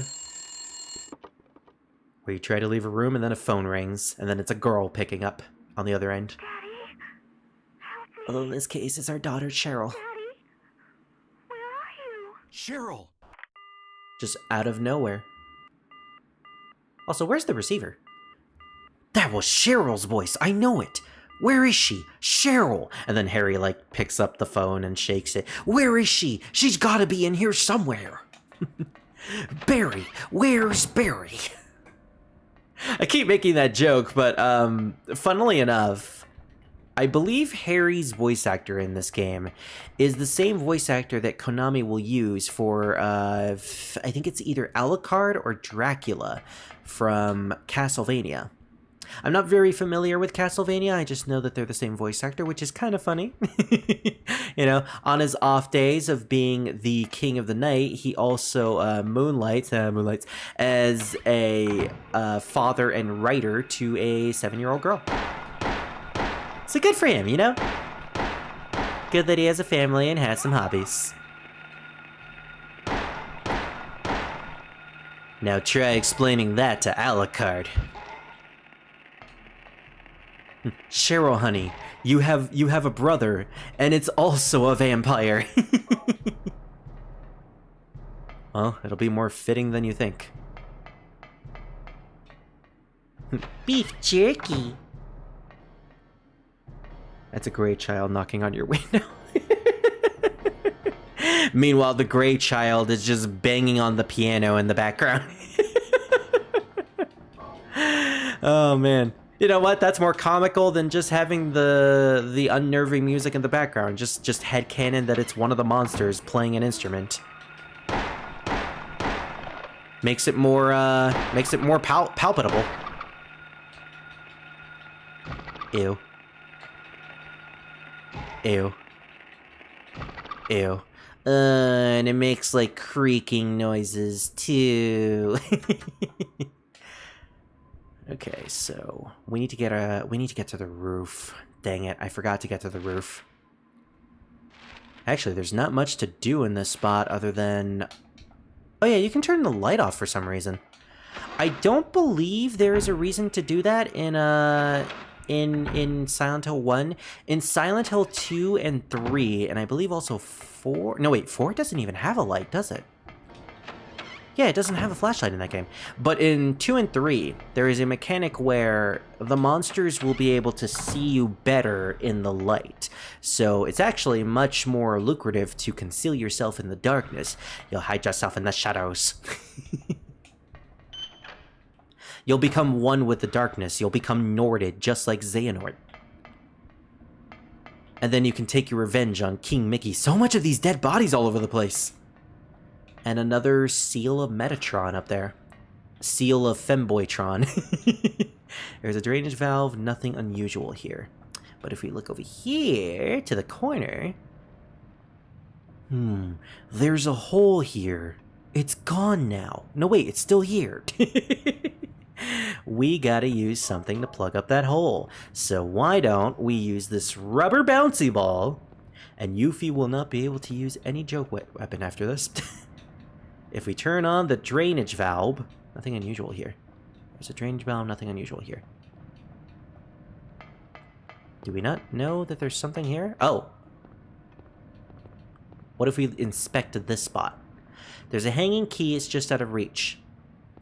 Okay, and that activates us using the drainage pipe. Then why was I able to put the rubber bouncy ball there? It's a rubber bouncy ball, I'm sure we won't use it anywhere else.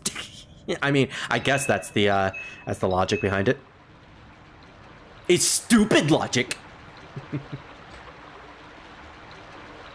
Okay, not gonna lie, that water looks way too clean to be in Silent Hill. And then the valve oozes blood! Hyper-realistic blood! And then we get the hyper-realistic blood key. Of course. Because everything has got to go back to poorly made creepypastas. On one hand, they were a little bit cringy, but on the other hand, I kind of do miss the early days of bad creepypastas.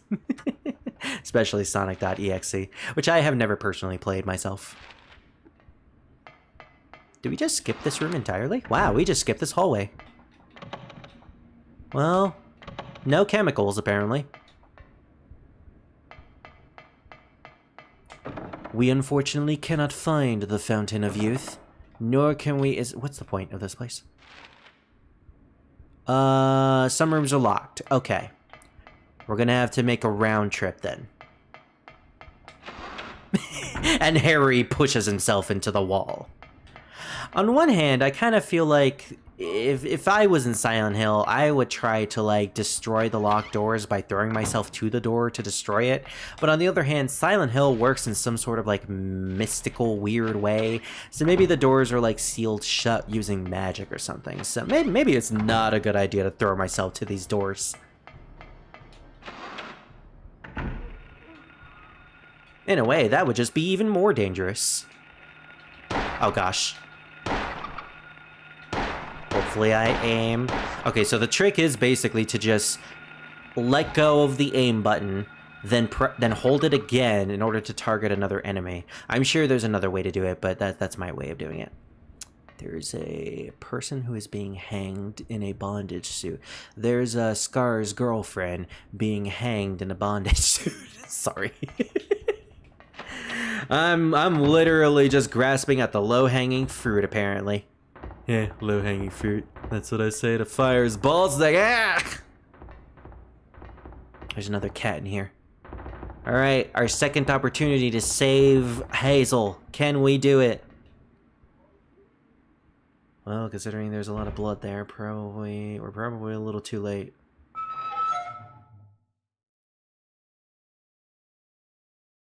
The kitty! It's gone! Nothing in here. No key, no item, no nothing. Guess this was a waste. Oh gosh! And that, I think, is the only jump scare in this entire game.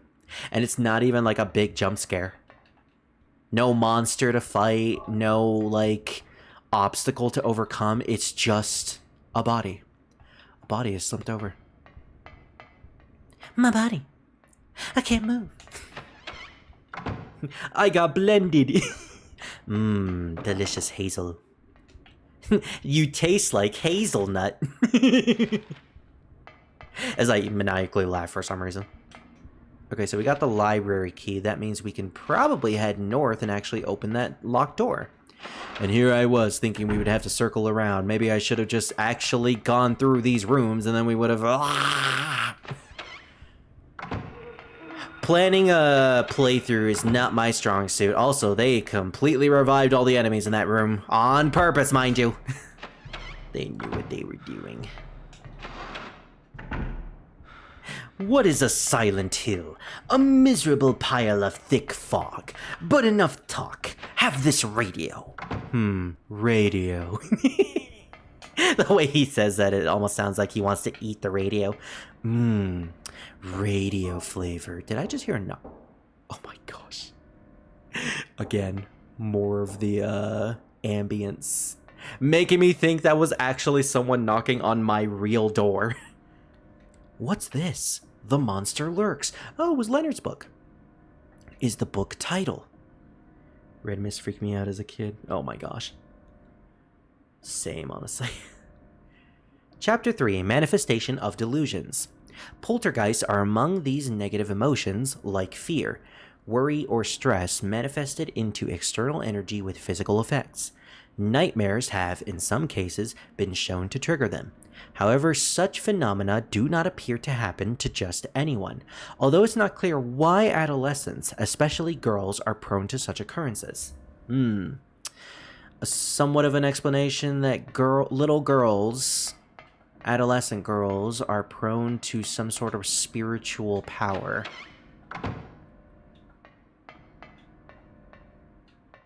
So why did it have to do with the Monster Lurks?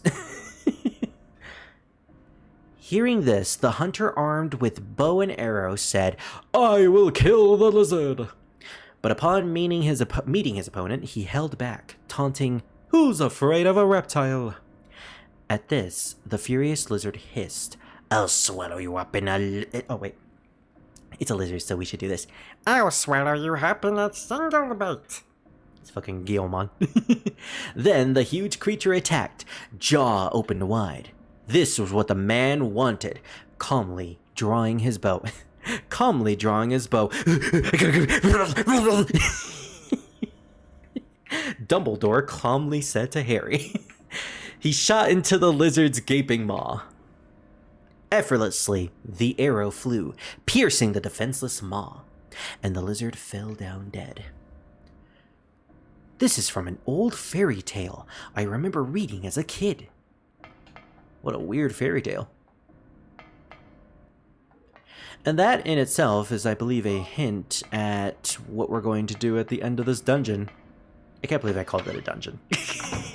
Yeah, this is nothing but a dungeon to me. The school, 100% a dungeon. I mean, to be honest, it might as well just be a dungeon. Because what is the ultimate description of a dungeon anyways? It's locked. I need a key to get in there. Where do we go to now then? Let's see. Oh, right. There was a key that we now need to get after doing the drainage puzzle. So now we need to head all the way back to the courtyard. Isn't that awesome? In hindsight, I probably could have got... Again, mapping is not my strong suit. Silent Hill 2. I was actually able to map out a course for pretty much like the first couple of dungeons, and then by the end I'm like, yeah, let's just go with the flow or something. Silent Hill 1, I haven't played nearly as much as I wanted to, or just want to in general, so there are stuff that I typically forget here and there. Some of the stuff in the Midwich Elementary School is definitely some of it. So this is the classroom key, which I'm guessing we're going to use on the classroom to the second. 2NW. Oh, second floor northwest. Okay, so then we head back up there. And we have nothing else to do here, thankfully. Now that I think about it. Oh, damn it. I didn't unlock that door when I had the chance, but I believe there's stuff near the lobby. Although, to be honest, if I end up missing stuff at the lobby, then I guess I don't really mind. Oh, by the way, this is a good opportunity to show off the thing that I want to do at the doghouse. So, another thing that you could do besides running Harry into a wall is you can run off a high point and... Never mind, that's not high enough. Maybe if I walk off of it, actually? No, he just like lands. Aw, man. If you drop Harry off of a very high spot, usually when you're on a staircase, he like falls over and falls onto his knees. Which is like incredibly comical. And I really, really like it.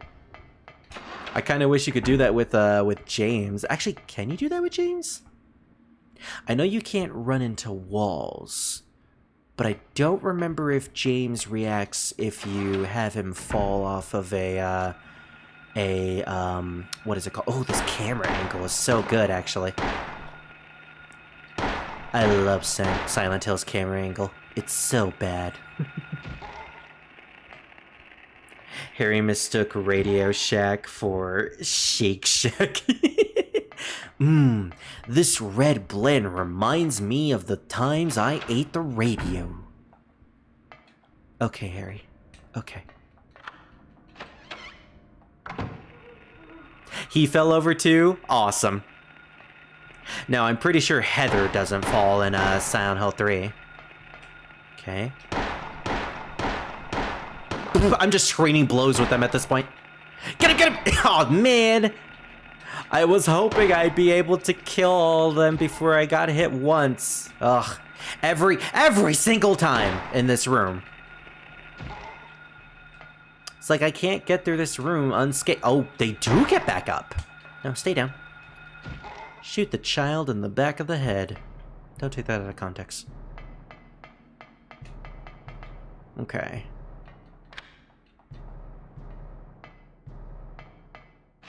Meanwhile, we can hear Hazel banging on the walls in the background. Great. Now that I'm playing, now whenever I play Silent Hill, any of these games, I'm just going to headcanon that it's any one of my friends just making random noises in the background. And there's Caddy banging on the piano. And there's Tahashi bringing out the school bell. And there's the camera censoring me killing that bug. Camera always do be censoring shit. Okay, our only course of action is to go into the basement now. I think we've explored what we can explore. They have Call of Duty regeneration health, which I have never actually seen them get up in this game. That is a new occurrence to me, because I've always been used to seeing them. I guess we could go to the lobby, but I don't want to. Let's all go to the lobby. Let's all go to the lobby. Except not, because we're going to the basement to see a bunch of dead bodies. Hey! Okay, this is the entrance to the last part of the dungeon. Let's go to the right and see what this room is. And to our left, we have... Ooh, shotgun shells.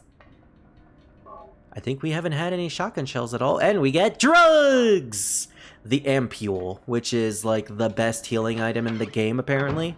I think in this game, it's just a healing item, though. Effects last for a while.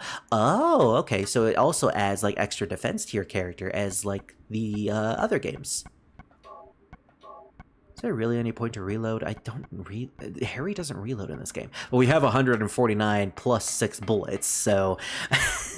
because I haven't really been using much during the overworld, and I'm probably not going to be using these bullets when we get the good melee weapon, we're good. So unfortunately, this puzzle will require us opening this passageway. I do not remember how to open this passageway, so we're just going to have to wing it. So if we go left... moves it twice. If we go left again...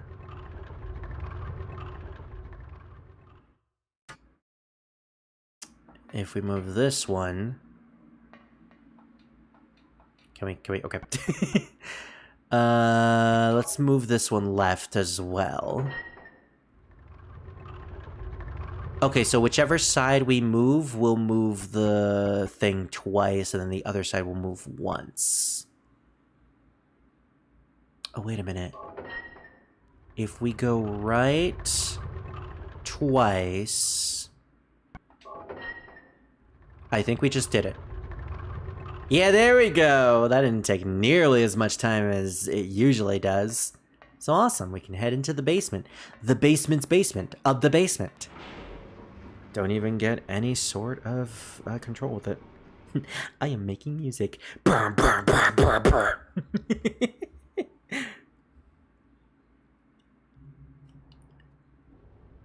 It's just a dead body on fire.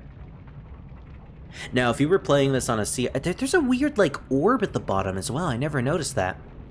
If you were playing this on a CRT television, you wouldn't actually see the stuff behind the body, but oh my gosh, it's a giant gecko salamander thing. I think it's like a salamander. Salamander. This is our boss for the Midwich Elementary School. This is based off of the actual lizard from that tale with the with the bow and arrow. So we gotta moita this thing. Unfortunately, it can be quite fast, so just take your shots. Don't take too many. Head to the opposite corner and just release your lead. Oh, it actually... I think it was stunned because it was trying to attack me.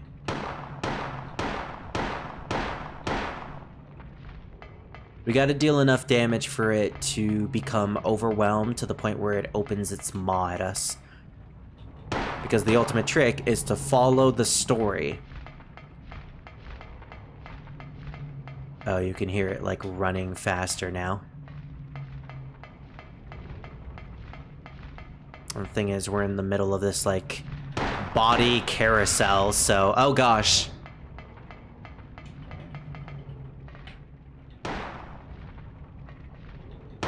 I have no idea what the significance of that body is. Oh, here we are.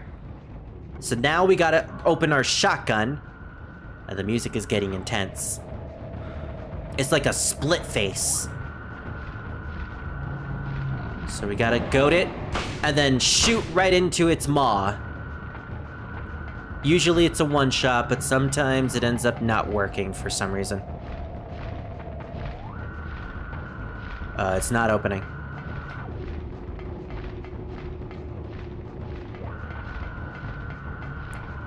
Usually I kill it in one hit, so this is new. I'm trying to bait it to open its mouth, but it doesn't wanna. It's just chasing me. There we go.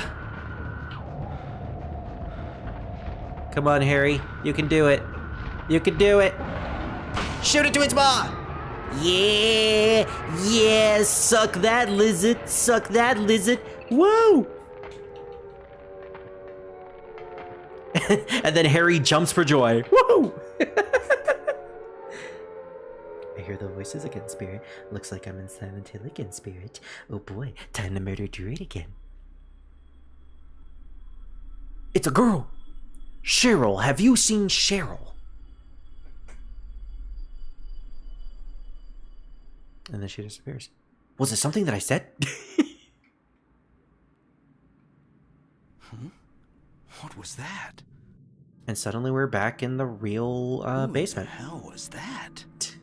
Who in the hell would wear a school uniform who is clearly an adult? Who the hell was that? Is this a boiler room? What is going on here? And suddenly we can hear like a church bell in the background too. But now we're back in the real world. We got the K. Gordon key and the boiler is off. Everything is back to the way it was when we first came to the school. Almost as if everything that we witnessed was a dream in a way. And that may just very well be what Harry is thinking. How you doing, by the way, Druid? You know, besides hearing voices and all that. Too bad it doesn't last too long. One of my favorite tracks in the game. Oh, I haven't really... Here's the thing. I kill that boss so fast that I never actually know what the full version of that song is. Outside of like cutscene music, because I kind of don't count those as in the same vein as like the battle music or the roaming around music, because let's be honest, when it comes to the cutscene music, they're a lot more melodic and a lot more like soothing sometimes, whereas the roaming around music and the battle music are meant to be eerie and just off-putting. In my opinion, my favorite song in this game when you're roaming around is got to be the song that plays after you leave the hospital the second time when you meet up with the character from the hospital and right before you fight the giant moth. That is honestly a really good song.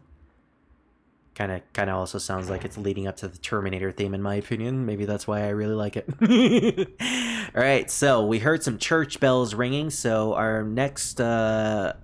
Well, Cheryl wasn't at the school.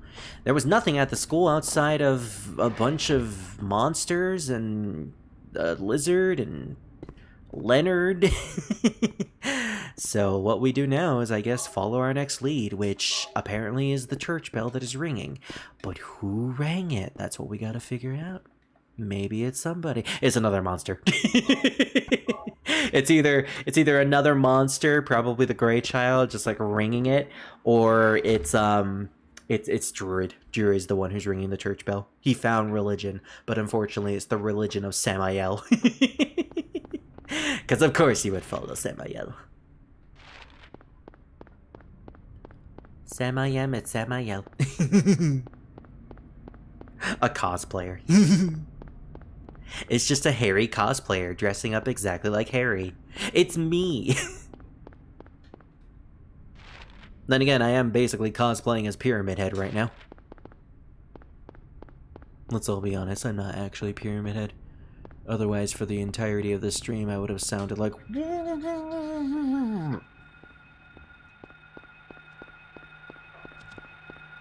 Or is how he sounds in Silent Hill. I jumped accidentally. Or is how he sounds in Silent Hill too. which is a weird sound he makes for some reason. I don't really get it. So anyways, using the gay the gay cordon key. Hey, look, I won't judge anyone by their sexuality. I mean, I'm a giant fucking pyramid. I'm fucking a giant pyramid. Which, actually, considering my boyfriend is a circle, I guess that's not far off. Ooh.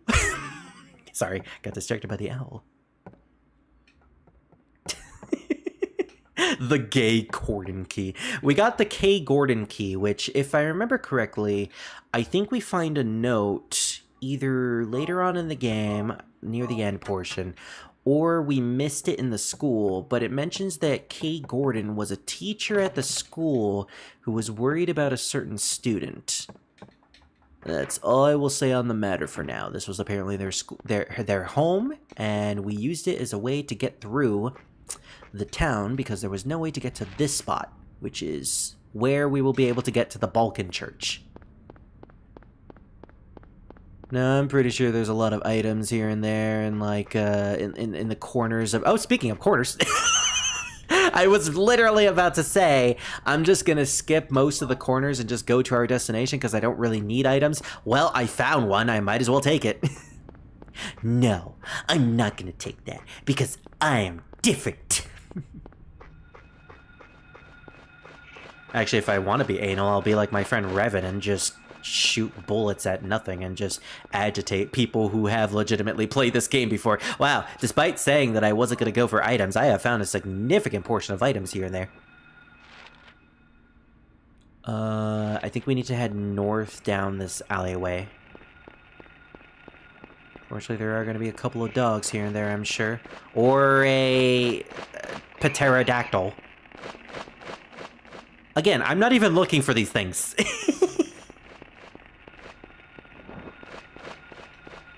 Realistically, I rarely, if ever, use bullets, my handgun bullets, past the hospital. So I'm probably going to have like a huge surplus of handgun bullets for the remainder of the game. That is just me in general, mostly with Silent Hill 1. And Silent Hill 2 and 3, I tend to use a lot of ammo. Especially with... Oh, we can show it off! There's a giant staircase right here. Okay, so if we go to super high... Wait, I think I saw Cheryl over there. Cheryl! Oh my god! I love how he just falls. It's so pathetic. It's so pathetic and I love it. Alright, so the Balkan Church is just on the other side of the road. Silent Hill 3, I tend to have a lot of trouble with that game, and I end up either running out of ammo near the halfway point, or only having a very limited amount. To be fair, I haven't played that game nearly enough to really map out a good, like, playthrough, but that game is difficult. Very, very difficult. Jesus! Nailed to the cross with blood sticking? Oh, Jesus! She's old. Look, everybody, it's the Silent Hill version of Aunt May, who's also incredibly crazy. Were you ringing that bell? No, it was the monsters. I've been expecting you. It was foretold by gyromancy. Gyromancy, the thing where you What are you spin talking around in place and foretell the future? I knew you'd come. Hey, we came! You want the girl, right? The girl? The girl? You're talking about Cheryl. I see everything. Okay, but that doesn't explain about You know Cheryl. something? Tell me. Stay back. Stay back! You're scaring me! To be gained from floundering about at random. The way he said that. You must follow the path. The path of the hermit concealed by Flauros. This all just sounds like a random What? gibberish to Harry and... What are you talking about? What? What's wrong with you?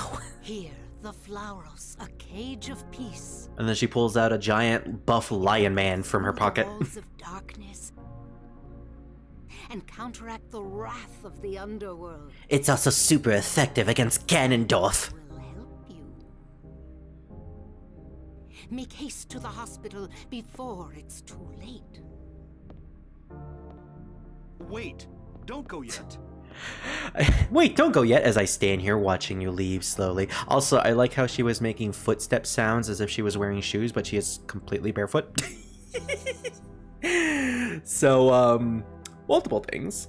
One, I like how it sounds like random gibberish to a normal person, but as someone who frequents like occult and religious research, as well as plays Shin Megami Tensei, I knew exactly what she was talking about, and I pretty much understand it to a T. Harry, though, not so much.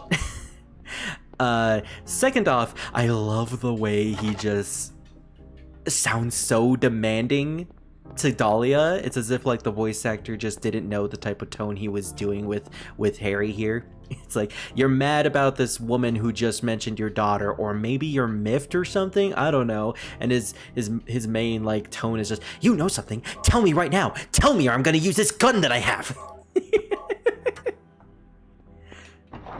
Another instance of where I can't tell if it was either bad acting or done on purpose, although I'm pretty sure it's done on purpose. Considering the fact that most of the voice lines have like a small little pause in between every single like voice line, and I've heard that is done on purpose, is giving credence to that. Anyways, we have an item called the Flauros, a pyramid-shaped object found in the church. Purpose and use is unknown, and we have a drawbridge key. The Flauros, I believe, is named after one of the demons from the Ars Goetia of Solomon. It is specifically a demon that I think can discern truths as long as you summon it within a specific summoning circle, which is usually indicative of a lot of demons from the Ars Goetia. And it's interesting how Silent Hill incorporates one of these said demons. Now, I believe this is the gas station where you can potentially get an item for New Game Plus. If you beat the game and have a save file, you can find a gas canister somewhere in this particular area, and then you can use the gas canister to use it as fuel for one of the multiple DLC weapons. No, this was before DLC. Actually, this was after DLC because Dreamcast had a lot of DLCs. But there's a lot of what would you call it? New Game Plus weapons. I believe there is a drill and a chainsaw. I think that's it? Yeah, 2 weapons. Later Silent Hill games will incorporate multiple DLC weapons, such as Silent Hill 3 having a lightsaber and a machine gun, and oh, here's the rock drill. There is no gasoline, it can't be used. Okay, so this is where you get the rock drill for New Game Plus, and then you get the gasoline canister to fuel it. Now, you only get 1 gasoline canister per playthrough on New Game Plus, so you gotta unlock both of these weapons, whichever one you unlock by getting an ending, and then you come and fuel it with the gas, and then you come all over the gas canister. No. And that is how you get them for the next playthrough. So whatever you fill, you get for every subsequent New Game Plus playthrough afterwards. Didn't know you were playing Silent Zelda. The true villain of the game, Pyramid Ganondorf. Ganonhead. Alright, so she gave us a key to the drawbridge. In order to get to the next area, which I think is the old Silent Hill, we need to use this key to lower the drawbridge to said location. And you can actually see the drawbridge going down from here. The machinery is running. Do you want to press the switch? Yep, there it goes. Gyromancy sounds like a hobo. So gyromancy, I believe, is a way to predict the future by spinning on a certain symbol. And,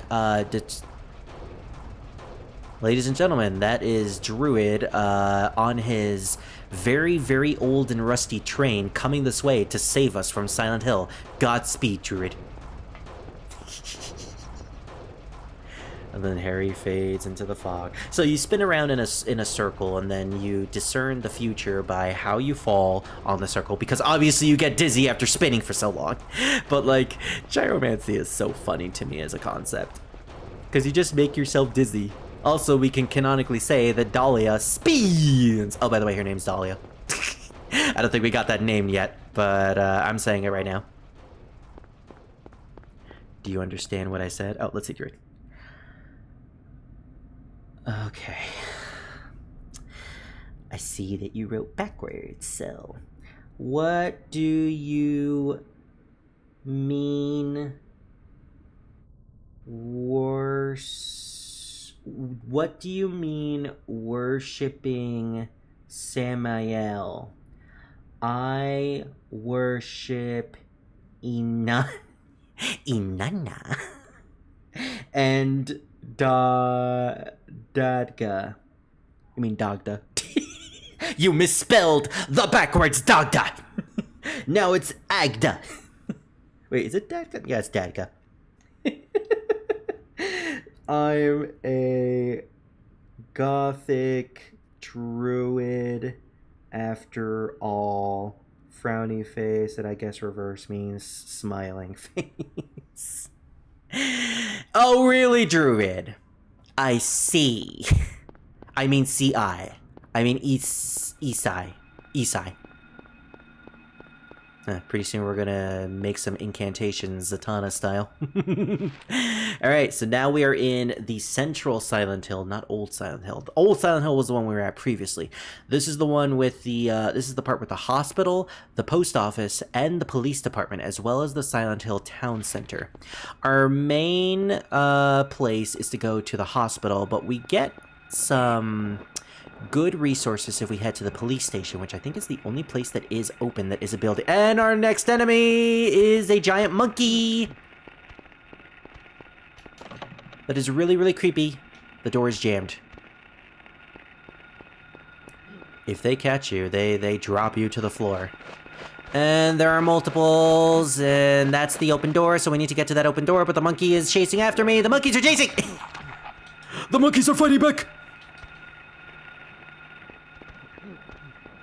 I don't like monkeys! I forgot that there was only one open door. Yes. Or, I'm sorry, say. There's a face right there. There's a policeman's face right there. I never noticed that. Gosh. The height of these are really, really high, I guess, to show the imposing stance of the police. Oh my gosh, what the Drugs! Just drugs. What is that? One of those like drug PSA posters where it's just a man's normal face and then on the other side it's like a corpse or something? Well, in this environment it's definitely creepy. So we can head into the police department, but there are only 2 rooms here. There's some resources here and there, some shotgun shells and some bullets, but that's pretty much it. What you really want to come here for is the save notepad and this tiny bit of lore that you get on the desks and the blackboard here.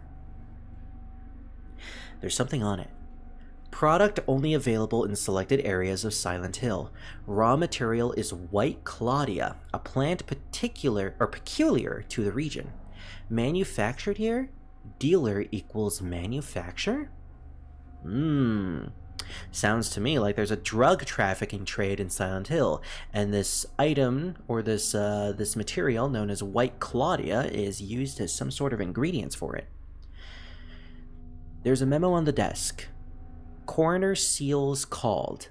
Officer Gucci is unlikely to be murdered. He apparently died naturally, but medical records show Officer Gucci had no prior symptoms of heart disease. It's actually very interesting because Officer Gucci is in fact the name of the officer character from Silent Hill 1, the movie. Thomas Gucci, who shows up as like a foil for Sean Bean's character. And they, for all intents and purposes, don't do anything. And he was from Silent Hill, but now works for Brams, so he's apparently also Sybil Bennett's co-officer. Anyways, it's starting to get dark outside. So I'm gonna just quickly turn on the light. This is a bad idea.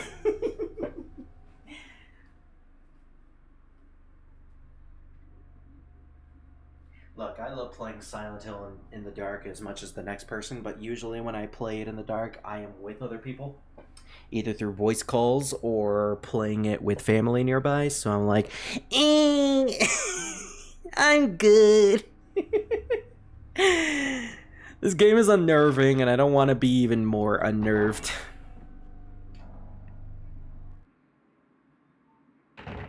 Okay, we gotta make a break for it. Monkey! They are slightly faster than us. Unfortunately, I also need to figure out where the Alchemilla Hospital is. So we need to head all the way down there and...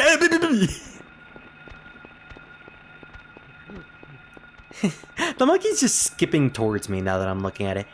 Skippity-doo-dah, skippity-doo-dah. Harry, come with me and skip with me. Oh. And outside of the hospital, we heard some gunshots. We're going immediately into the hospital. Forget everything. Spirit can't find the light. Quick, spook him. Good thing I don't have alarms or anything like that. I'm not too big of a streamer to have like alarms for when people subscribe or anything like that. Otherwise, you guys could legitimately spook me. Suddenly, I'm trying to get up and find the light switch. I still have my headphones on, and it's like beep beep beep beep beep beep. I don't even know what I would use as an alarm.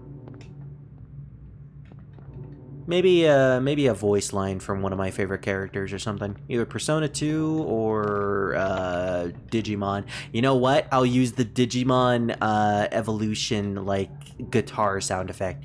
Wow, wow, wow, wow. And then everybody can shinka.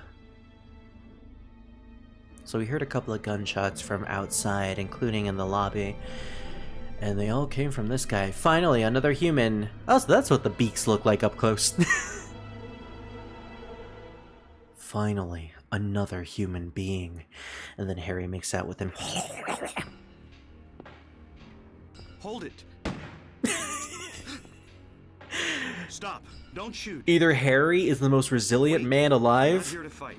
or this guy is the worst shot My ever. name is Harry Mason. I'm in town on vacation. Thank God, another human being. Oh my gosh, G-Man, your voice is so deep. I'm Dr. Michael Kaufman. I work at this hospital. So maybe you can tell me what's going on. I really can't say. I was taking a nap in the staff room. When I woke up, it was like this. And I totally wasn't doing drugs or anything Everyone like that. seems to have disappeared. And it's snowing out this time of year. Yeah, everybody, it's snowing. It's Something's gone not seriously ash. Did you see those monsters? Have you ever seen such aberrations? Ever even heard of such things? I've heard of pterodactyls and dogs You and I before. both know creatures like that don't exist. Skinned ones? You got me there. Yeah.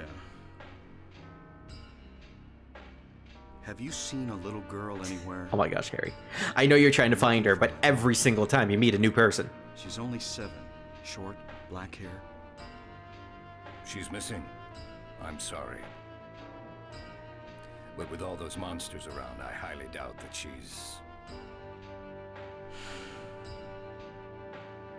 Sorry, I didn't mean to alarm you. Yeah, thank you. It's not like I was worrying about that already. Wife, she's here with you? She died 4 years ago. Now it's just My me and wife? daughter. No. Spirit established back at the school that I was gay, apparently. I'm sorry. At least we got some lore on the mother, Well, or the I wife. better be going. I can't just sit around here doing nothing. So long. Good luck out there. I gotta go. I have my own adventure with RPG mechanics and my own dungeon to go through. So Michael Kaufman is a doctor of the hospital who is apparently another person who is in Silent Hill. So far, we have met 3 other people. Kaufman, Sybil Bennett, who is a police officer from Brands, the next town over, and the old woman from the church who sees everything. I see everything in the winds, in the cries, even in your pants.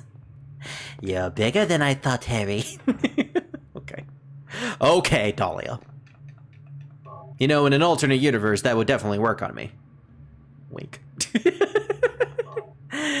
Don't forget the hospital map that's in the entrance. There is definitely a chance that you will miss it.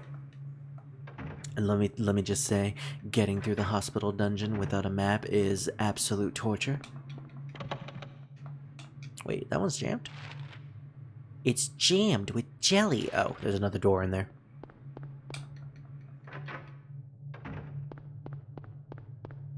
You know, in hindsight, Sybil giving us the gun was probably the best thing that she could do for us.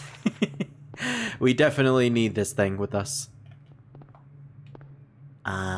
Here it is.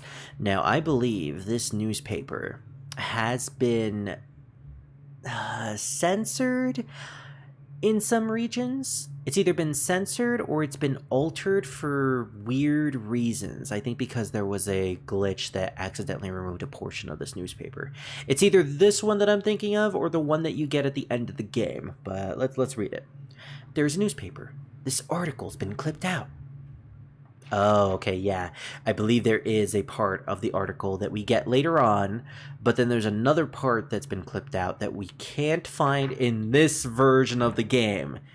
Correct me if I'm wrong, of course, because it has been a while since I researched all this stuff. I was a big Silent Hill nut back in the day, so there's a lot of stuff that I looked up about Silent Hill. There's a lot of like theories and information and official like interviews and stuff that I know about, but there are some things that I'm just like, yeah, I sort of know this, but I have a bad memory. So I could have sworn that in one of the versions of the game, a piece of that newspaper is no longer available, which is weird because it has some very, very important information on it. Specifically, information that details the entire point of the fucking game. Or at the very least, the backstory of a certain figure in the game that we'll be meeting later on. Anyways, if you are playing this game alongside me, for whatever reason, I don't recommend that.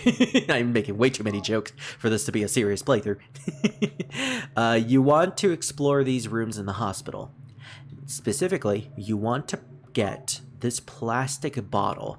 This is very important for a ending that, for all intents and purposes, is an optional ending. It is not determinable for the good or bad ending. There's a choice later on that was determinable for the good and bad ending, but this is just for something extra.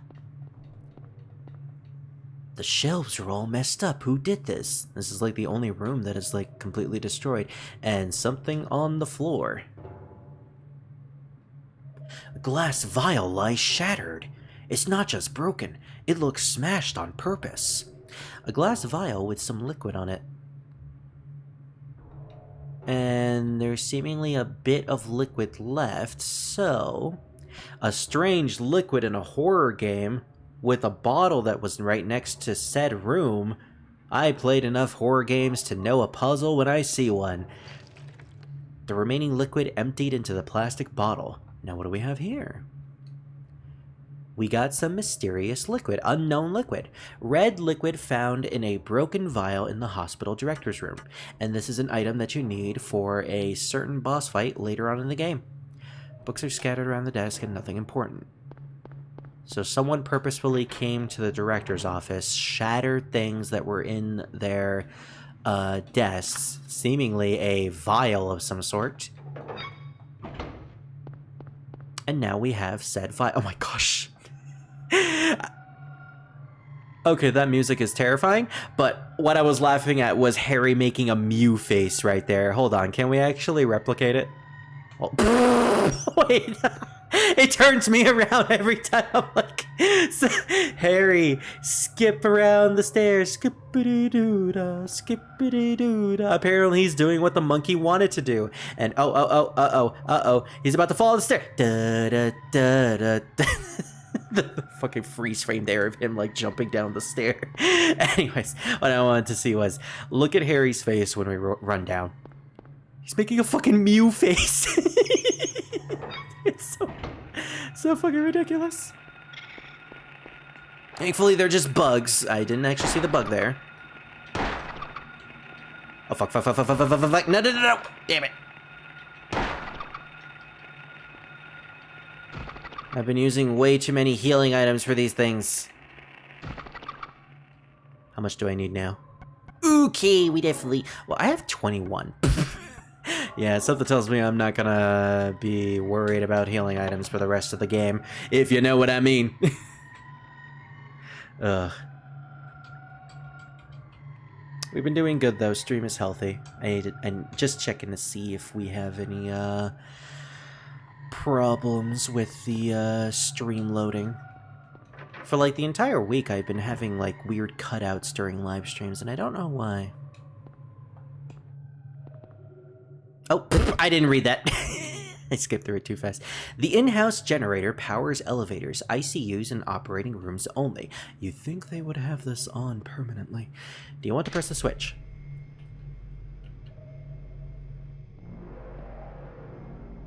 Yeah, sure, that's a normal sound. Definitely, 100%. Druid, why are you making roaring noises?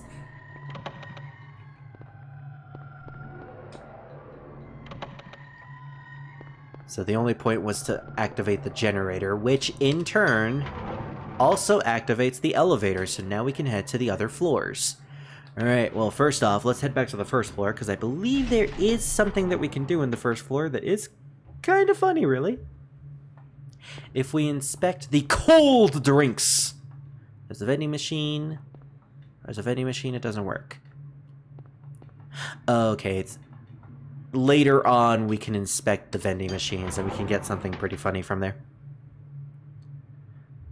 Because after all, in universes like this, where there are, like, energy replenishment drinks, where would you get them from other than a vending machine? It's like Final Fantasy VII Rebirth or Remake, where they incorporate the energy drinks as, like, actual, like, legit, or not energy drinks, potions and high potions as legit energy drinks. Because, like, in that world, that makes sense, you know? Now, usually, when I have a giant wound on my body and, you know, I lost my arm or something like that and I'm near death's door, I don't just suddenly get better by drinking a cold bottle of Pepsi. Now, Gatorade, though, that's a different story. So every single floor is completely locked on the elevator. Weird, I guess we can't go further into the hospital. Guess we have to head back to the first floor. Oh, that wasn't there before. This is based off of a Japanese superstition. I believe the fourth floor, the number 4 symbolizing death, is, oh, before that, we see the little girl again, or the adult girl, who's clearly wearing a little girl's outfit, heading into an antique shop. Keep a mental note for that for later. But no, everything is now rusty and stuff, and the atmosphere is definitely a lot heavier. No, the number 4, I believe, is the number of death, which is why a lot of buildings, especially hospitals, don't have a 4th floor. So it's a very Japanese thing, and this is a very Japanese game, despite taking place in you know, America. But I think that's really cool that they incorporated that there. Uh-oh. Somebody's locking us. There's no way to go back now.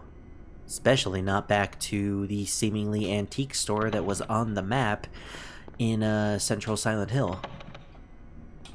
And we don't have a map for this place. Despite having a hospital map, it's saying that we don't have a map for this particular location. And it's getting darker and darker. And we're constantly getting locked out from the rooms that we were previously in. And there's a giant 4 right there. Almost as if we're going down the bowels of hell itself. It's getting worse and worse and worse. With a long load screen to boot. Druid, I know your hip is messing with you, but please stop rocking on your bed. Or, oh gosh, Druid, I don't want to know what you're doing on your bed. We're now on the 3rd floor, but we now have different enemies. I lied. This is also one of my favorite songs in the game. We have human-like enemies now. It's not just bugs or pterodactyls or dogs. It's nurses. Nurses with knives and seemingly some sort of giant parasitic growth on their back. These are called the parasite nurses. And for all intents and purposes, they are seemingly possessed by this monster. Whether or not they were actually humans in Silent Hill or are just being possessed and forced to fight, well, that's for you to decide.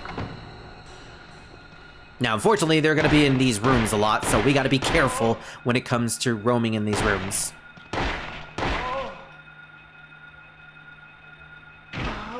We're also going to need a lot of bullets to take them down, but thankfully we've been stockpiling, so we'll be fine. Now, unfortunately, we weren't able to really explore the hospital rooms all that much, if at all, really. So, going into these, like, otherworld hospital rooms kind of loses a bit of the thing that made the Midwich Elementary School kind of interesting, where you had to explore the entire dungeon before we entered. Hey, look at that VCR. Look at how old this game is. Anyways, the otherworld version of Midwich had a good setup, but considering room 302, oh wow, okay, that's interesting. Keep a mental note for that for a potential future game.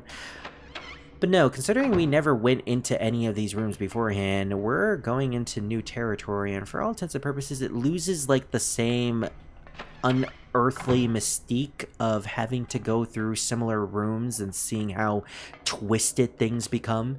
I don't know. It loses something, but it's still unnerving enough for a first-time visit. Anyways, Plate of the Turtle. This is going to be the next puzzle thing. And just loud noises in this hospital. That is just Silent Hill in general. I'm in a very interesting place because I have played these games before. I somewhat know what is coming, but at the same time, it's like, it's also quite surprising at the same time. Okay, because it's dark, I'm not able to aim properly. Harry actually has a hard time aiming at monsters when it is dark. Oh yeah, if you shoot them enough, they will just go down immediately. Like right there, yeah. A good indicator to know when they are down for the count is that one sigh that they make at the end, that ooh, something like that. That is a good way to let you know that the monster is down for the count and it won't be brought back. So we can just go through both entrances? I wonder what the point of that is then.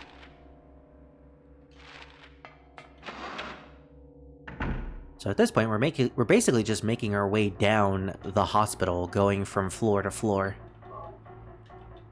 Gosh, I know the whole consensus of like hospitals in horror movies or horror settings is that they're always like the worst places to go to because hospitals are innately creepy, and in some like horror stories, you know, usually it's the hospitals or the doctors that are responsible for the stuff that's going wrong. But this game just takes the cake in making it even creepier, although I will say Brookhaven Hospital is far creepier than Alchemilla Hospital. Also, there's like a face in the center of the wall texture? In a way? We mentioned this earlier, but the textures are very innately symbolic as well, on top of everything else being symbolic. So, I don't think it's out of the realm of possibility for me to think that there's a face in there. They certainly try to do these things on purpose. And there's just a plate right there. The plate of a cat. The plate of a catty. Later on, I'll just talk to my friend Catty and offer her a plate and see what she says. I have this plate for you and you have to accept it and only accept it. And if you don't, you're fired. Alright, so we have access to an elevator finally. Can we go back to the 4th floor? At this point, we're kind of cursed anyways. No, we can't. No more 4th floor for us. We've got to go downwards. Going deeper and deeper into hell. Or not. No, actually, we gotta go deeper. Either the 1st floor or the basement.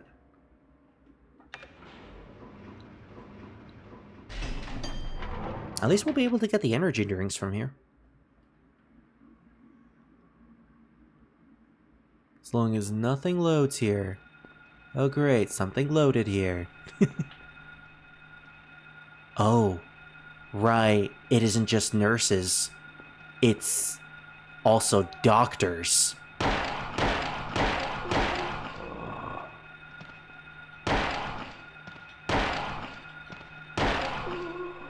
Which also make really weird noises too. And that's me during a Friday night. Guilty as charged. So I did notice that he reacted when I used the light. Which I guess does mean that monsters react to your flashlight in this game. Good to know.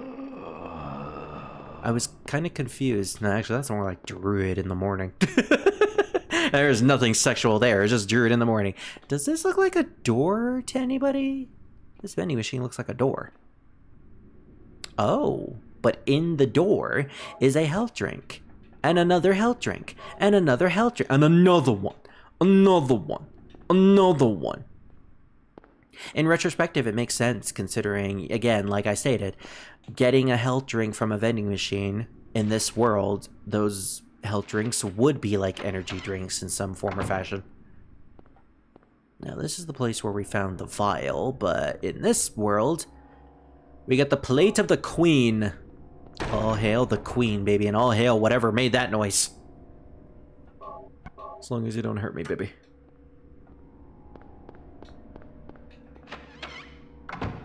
Oh! That almost fucking got me.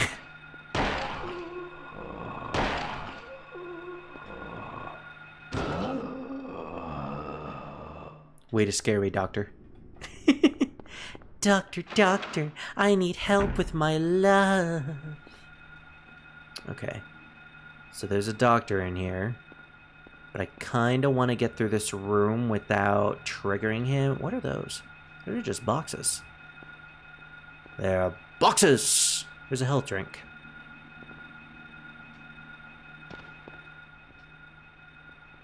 Did that make him move? Yes, that made him move. If we use our light source, we could get him over here.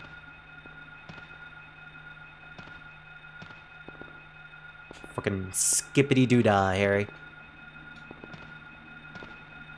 Oh! If we can get him all the way over here, we can get this health drink just fine. Yeah! Don't have to use any bullets and don't get hurt. Screw you, doctor. The fucking freeze frame of Harry just like looking like he's driving a car or something.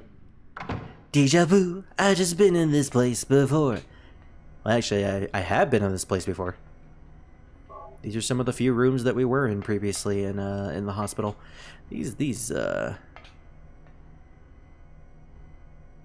Okay, I was gonna say it's weird to have those like belts on the beds, but actually, real hospital beds do have those as a way to keep the patients still when they're trying to transport them. So it does make sense. Now this room has absolutely nothing except for a jump scare. Yeah, a fucking sound. Is there anything here that actually showed up? No, this is literally just here for a sound. Classic Silent Hill. Well, we got a bit more in here.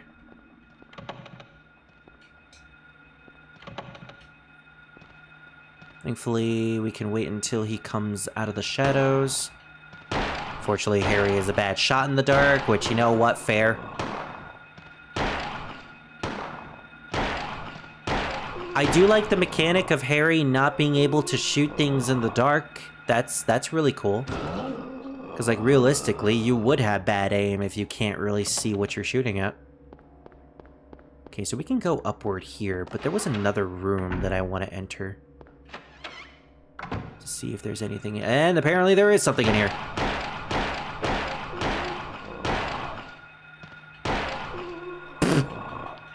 Just one shot left. Right in the butt. It's locked. A sound is heard from beyond the door. That, I believe, is going to be our ultimate goal, but we need to find a way to actually get in there is the thing.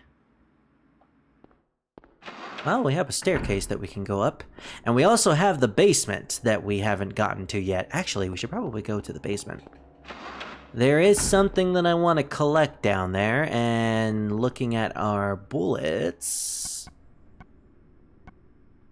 Oh, we still have 166. Actually, we're not really using all that much bullets still.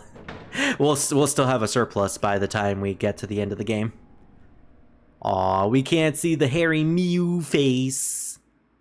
Unfortunate. The lack of mewing disturbs me.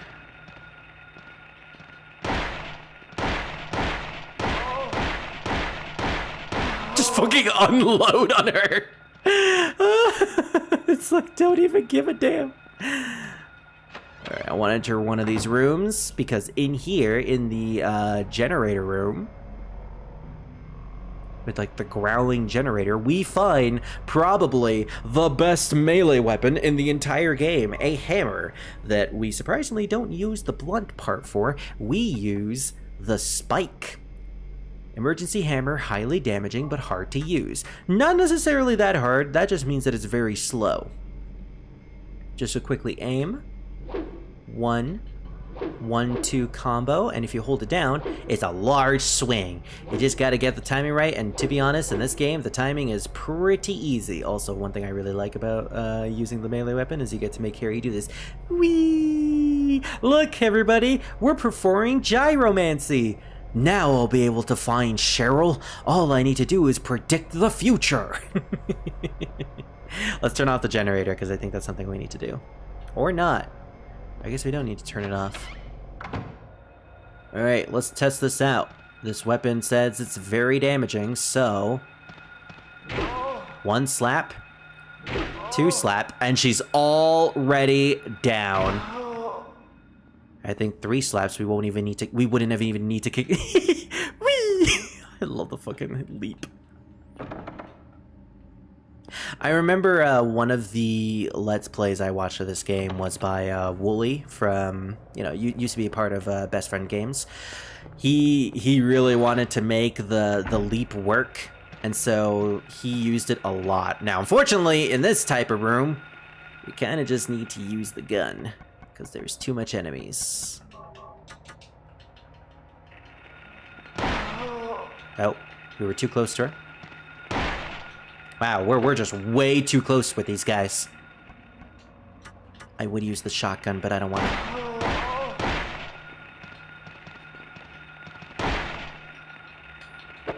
Okay, at this point, they're so close and I'm at a wall, I can do this. Attack! Twice! Yeah! I got hit, but I'm fine with that. Because I can murder her instantly like this. A dead body? Well, that doesn't matter, because I am pro gamer, Harry Mason. Okay, all that for an ampule. All that damage for some extra healing. Yay, the ampule is actually worth it. In my opinion, Silent Hill 1 is probably the easiest game in the franchise. Would I say that with Silent Hill 2? I actually have to think about that. Because both games are pretty easy. Silent Hill 2 has an unfortunate thing where all the enemies are super slow, and no enemies are like super fast and run towards you. Like, there's literally no enemy that is the same as these nurses or doctors, who, when they are close enough, can run straight towards you and grab you instantly. Like, there are no enemies like that outside of a couple of bosses here and there, and I guess Pyramid Head, but again, those don't really count considering they're bosses. Normal enemies in Silent Hill 2 are really easy to deal with. So for all intents and purposes, that game is probably easier than Silent Hill 1, but I have played Silent Hill 1 and Silent Hill 2 enough to make it so that both of those games are just inherently super easy. Now, Silent Hill 3 is definitely the hardest of the bunch. It's, in my opinion, a really difficult Silent Hill game, and every single time I try to play it, I always have trouble with it. you just get close to me, lady. I will not accept your advances. What the fuck?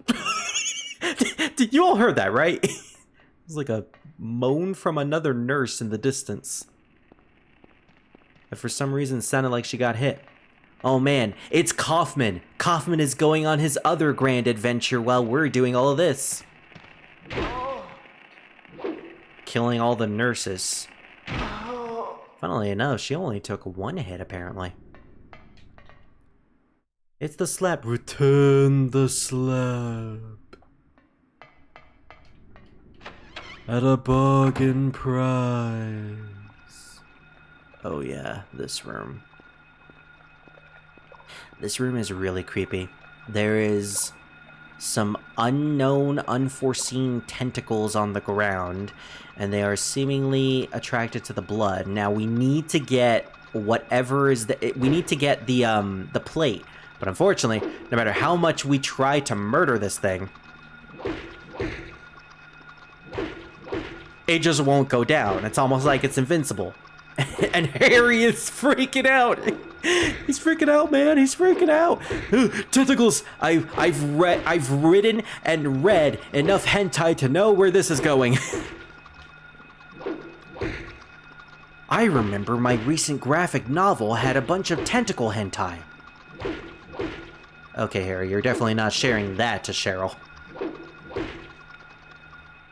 So with context clues, this thing is very into blood. So with the blood pack that we found in the storage room, we can use it as a distraction. Ooh. I like the way it just like turns slightly. It's like, is that the smell of blood? Thankfully, we'll be there eternally, so we won't have to worry about it anymore. Wait, what happens if we attack it? I have never attacked it afterwards. Wow, we can actually just attack it and it doesn't do anything. That thing is actually immortal. So, if it hasn't been obvious, we collected a plate that is of the Mad Hatter. All these plates are based off of the characters from Alice in Wonderland. Just like how the keys were based off of characters from The Wizard of Oz, there is a reason for all of this. Just 2 hits, damn. Not only is it okay, lady. Such a drama queen. Not only is it incredibly powerful, especially against living things, but it also conserves ammo that we're probably never ever going to use ever again. Outside of flying enemies, which are actually quite rare, we won't really need our bullets anymore. Oh boy, bullets! Oh boy, Bowie. I love David Bowie. I'm pretty sure he was Jared the Goblin King by the time this game came out. Okay, so at this point, we need to use those plates for a specific puzzle. So here we have a plate puzzle where we need to put the plates in a certain order. And this is going to be our hint. Clouds flowing over the hill. Sky on a sunny day. Tangerines that are bitter. Lucky four-leaf clover. Violets in the garden. Dandelions along a path. Unavoidable sleeping time. Liquid flowing from a slashed wrist. Well, it certainly got dark near the end. So all that is a part of this slab puzzle right here. Now, the first thing that it said was clouds. It is all indicated by color. It has nothing to do with the Mad Hatter. Mad Hatter. I meant any of the characters. So we need to put it in a color combination. Now, clouds is the top one. What is the second one and what is the third one? That will determine the order. Sky. So the next one is probably going to be the blue one. And tangerines are orange. So it is in a clock formation. Yep, tangerines are orange. So the first one is going to be blue.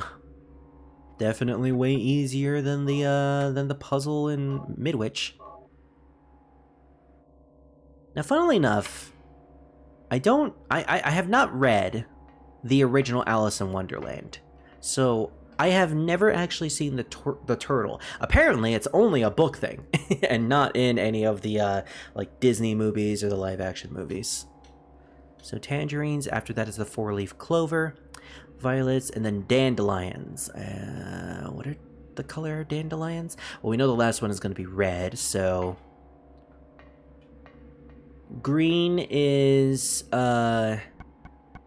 southeast, red is northwest, and then I guess the final color is yellow, which is the color of dandelions, which I guess is indicated by the Cheshire Cat. You think the Cheshire Cat would have been purple? But then again, I guess that is a Disney thing, where the Cheshire Cat is just too gosh darn irresistible.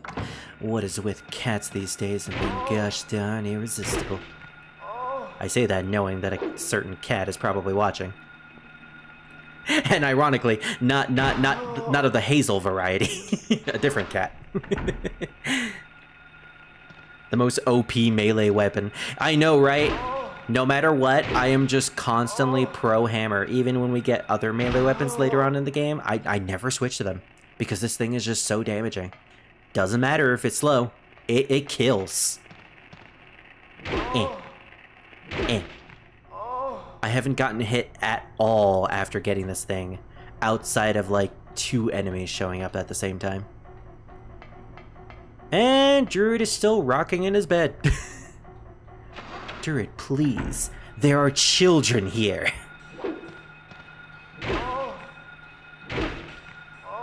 And Harry's like, wait, children? Cheryl? Where's Cheryl?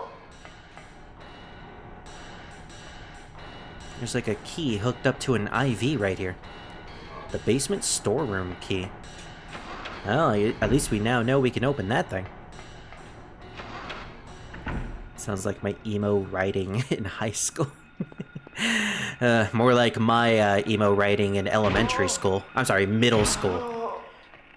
Where I took a creative writing course and there was a contest for people to make like the most terrifying story that they can think of for Halloween, and I decided to go with one where a character witnesses all of his family dying in a gruesome murder that was all symbolic because of a cursed book that implanted a curse onto him.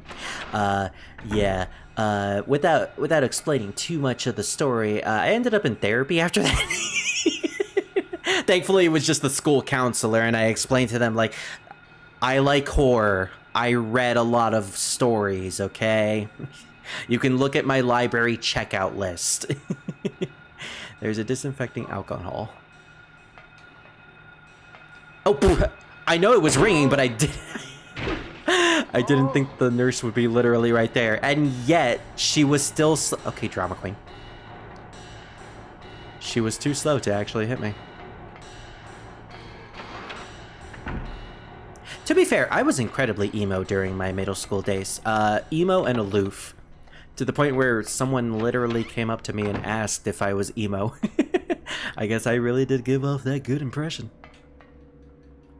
Looking back at it nowadays, though, I just cringe at myself because it wasn't really much of me being emo. It was more of just me being incredibly aloof. Although that mostly had to do with my anxiety. So we'll take the elevator back to the first floor, I believe. Yes.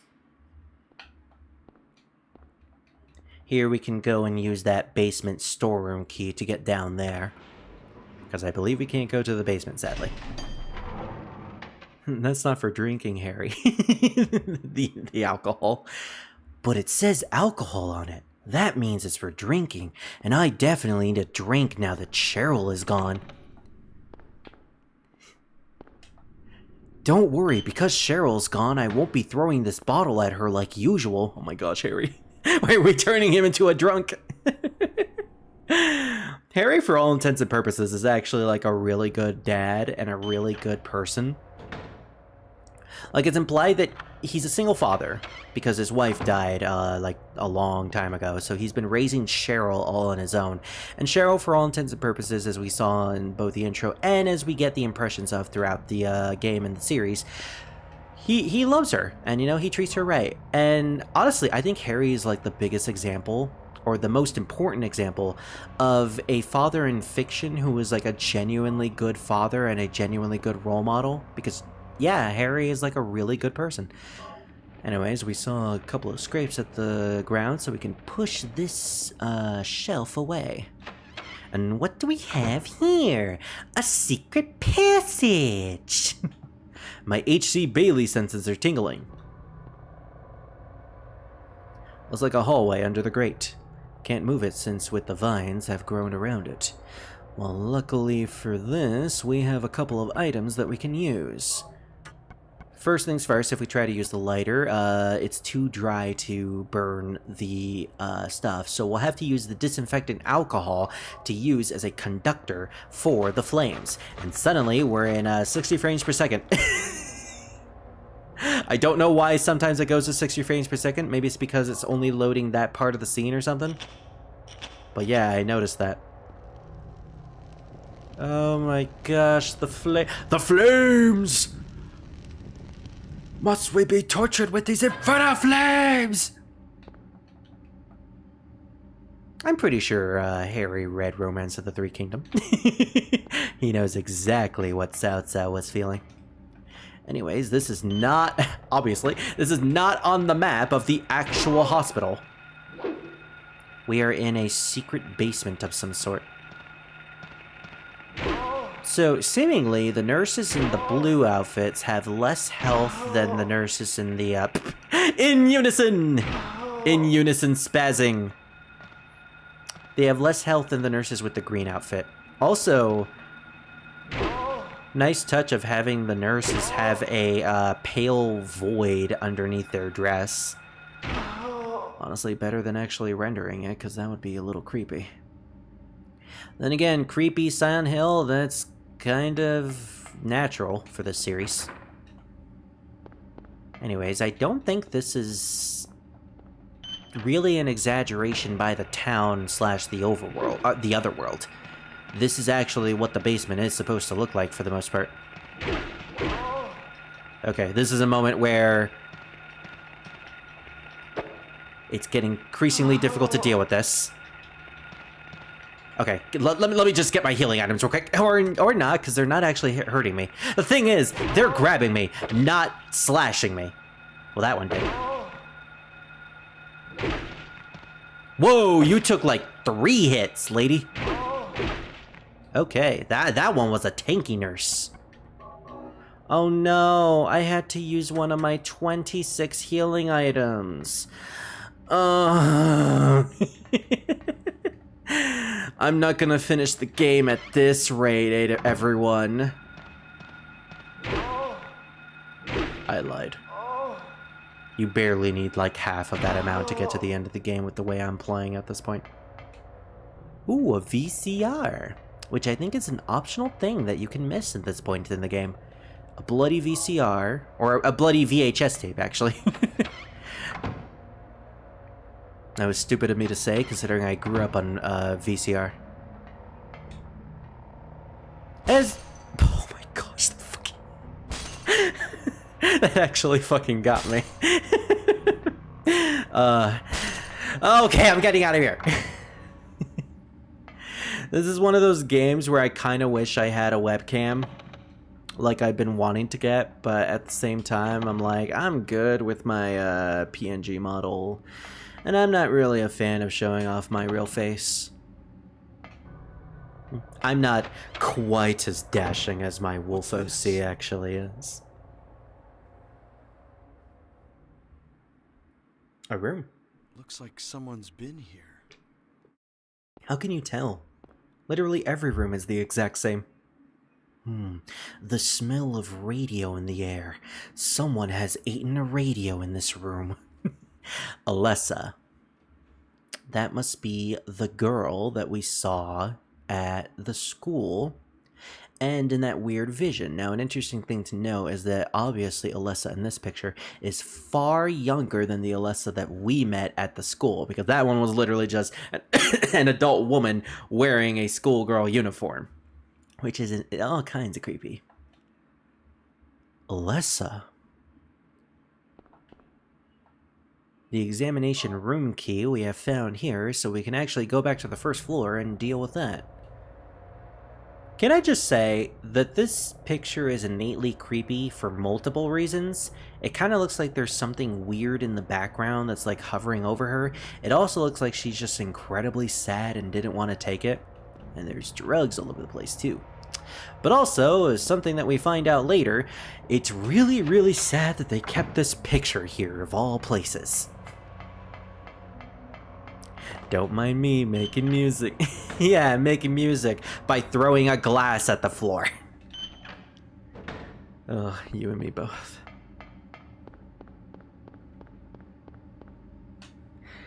To be fair, I've sort of been trying to be better at it, you know. Self-love and self-caring and all that, you know, don't want to go into a huge tangent, but like, I've been through a lot of therapy, so I've learned to like love myself no matter what. Maybe one of these days I will use a webcam, but not today. Would be great for a horror game though. Like imagine playing a horror game like oh my gosh, Siren or Outcast. Yeah, you guys could see like my genuine reactions, and let me just tell you, I will be reacting in a lot of ways.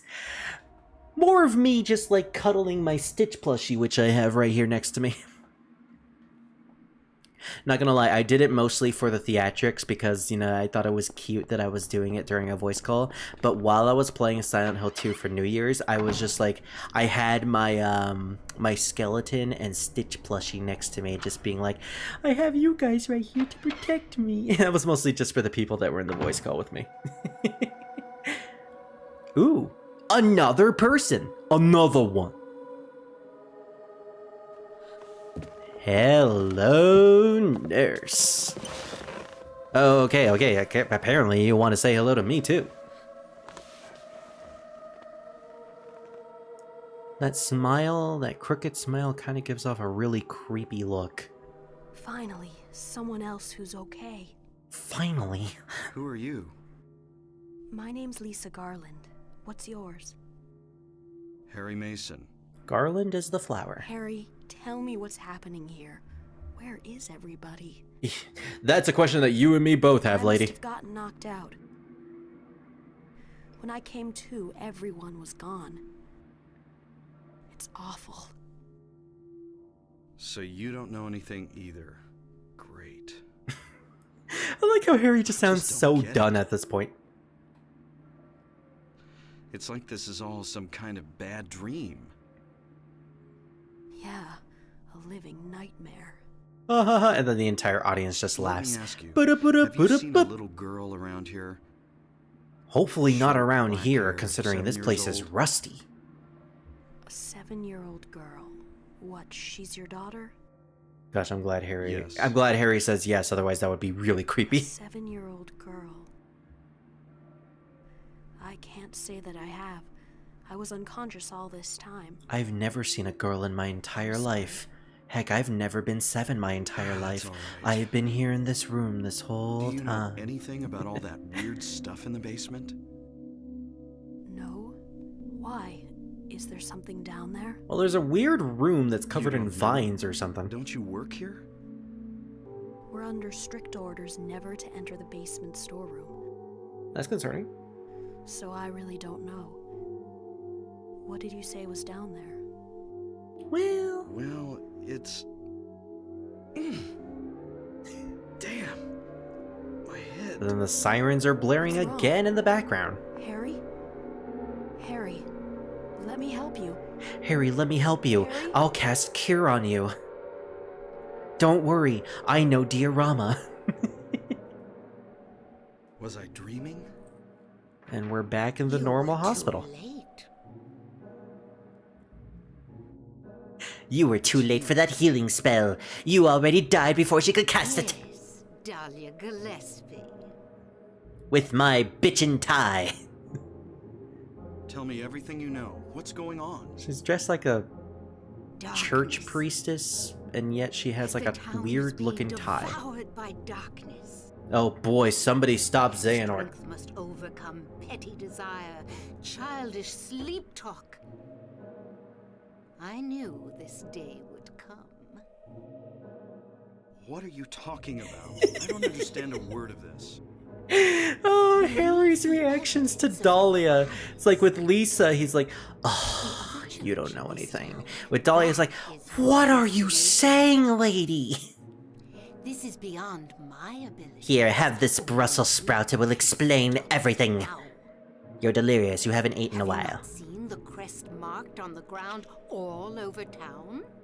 That, I believe, is a key, actually. So that's what I saw in the schoolyard. What does it mean? It is the mark of Samael. Well... Don't let it be completed. Hey, wait! So, as an occult nut / religious nut, if you know, you would already know that that is not the mark of Samael, and Samael has nothing to do with that particular sigil whatsoever. It is in fact the seal of Metatron, which is based off of an angel. Now, one would question why she would mix that up, it might just be a simple mix-up and stuff like that. Well, there's a reason for that.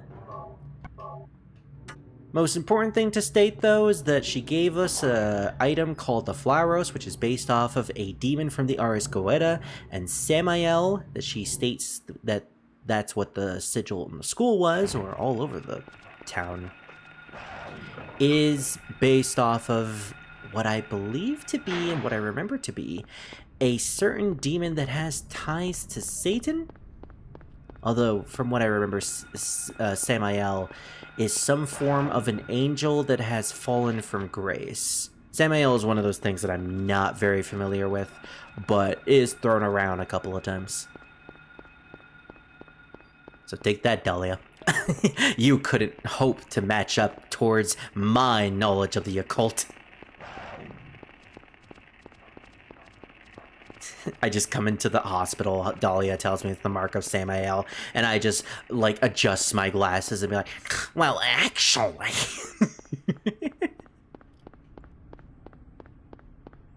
Oh my gosh, I forgot about this noise. We're close to the convention center. I think that's the convention center, actually. And you know what? I can hear my dog, like, crying in the background, which is even adding to the atmosphere in a way. It's the antique shop. The same antique shop that we saw, like, the girl in the school uniform walking into. With a symbol of a green lion on there, too.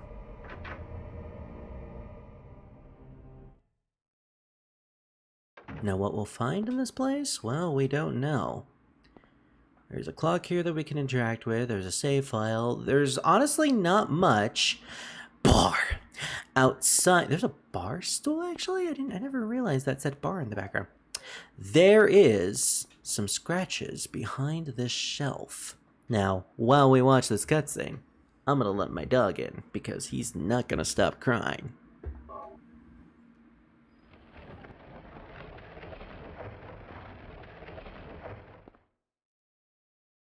What's this? Harry! Sybil? I'm glad you're okay. I shouldn't have left you. Things are worse than I thought. It's nuts.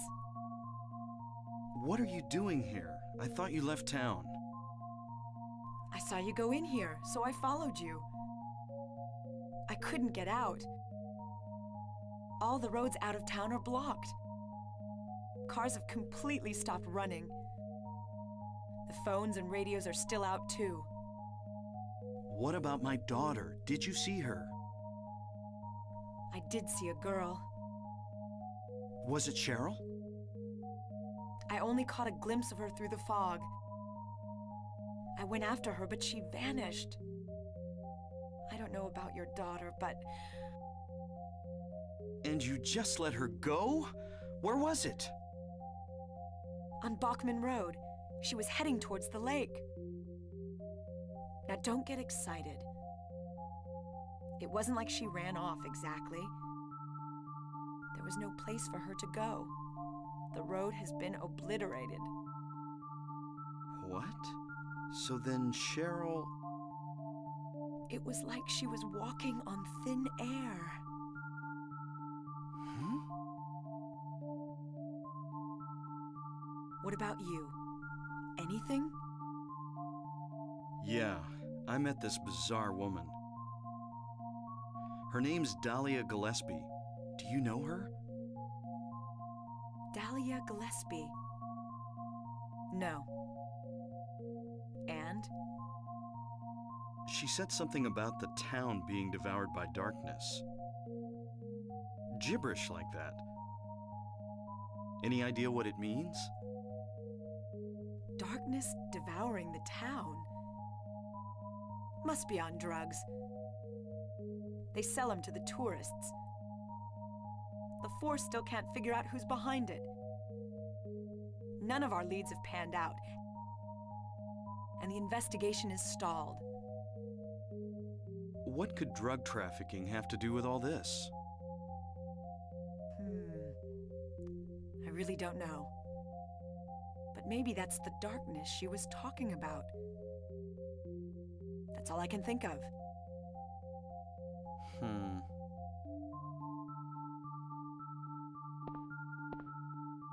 What's this? Just discovered it. Maybe there's something back there. Let's have a look. Wait. We don't know what's back there. I'd better check it out first. I'm a cop. I should go. No, I'm going. All right.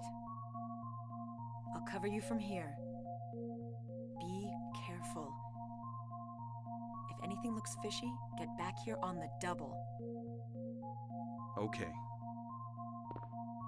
Sybil, Yeah? do you know anything about... well, like some other world? It's like some kind of bad dream. What are you talking about? I'm not quite sure. I try to make sense of it, but then my mind goes blank. Everything's dark there, and I hear sirens in the distance. I met this nurse, Lisa. It's like I was there, but not really. It's all a blur, like some kind of hallucination, you know? I have no idea what you're talking about, Harry. Oh. I was just wondering. Never mind. Harry. You're tired. Yeah, maybe.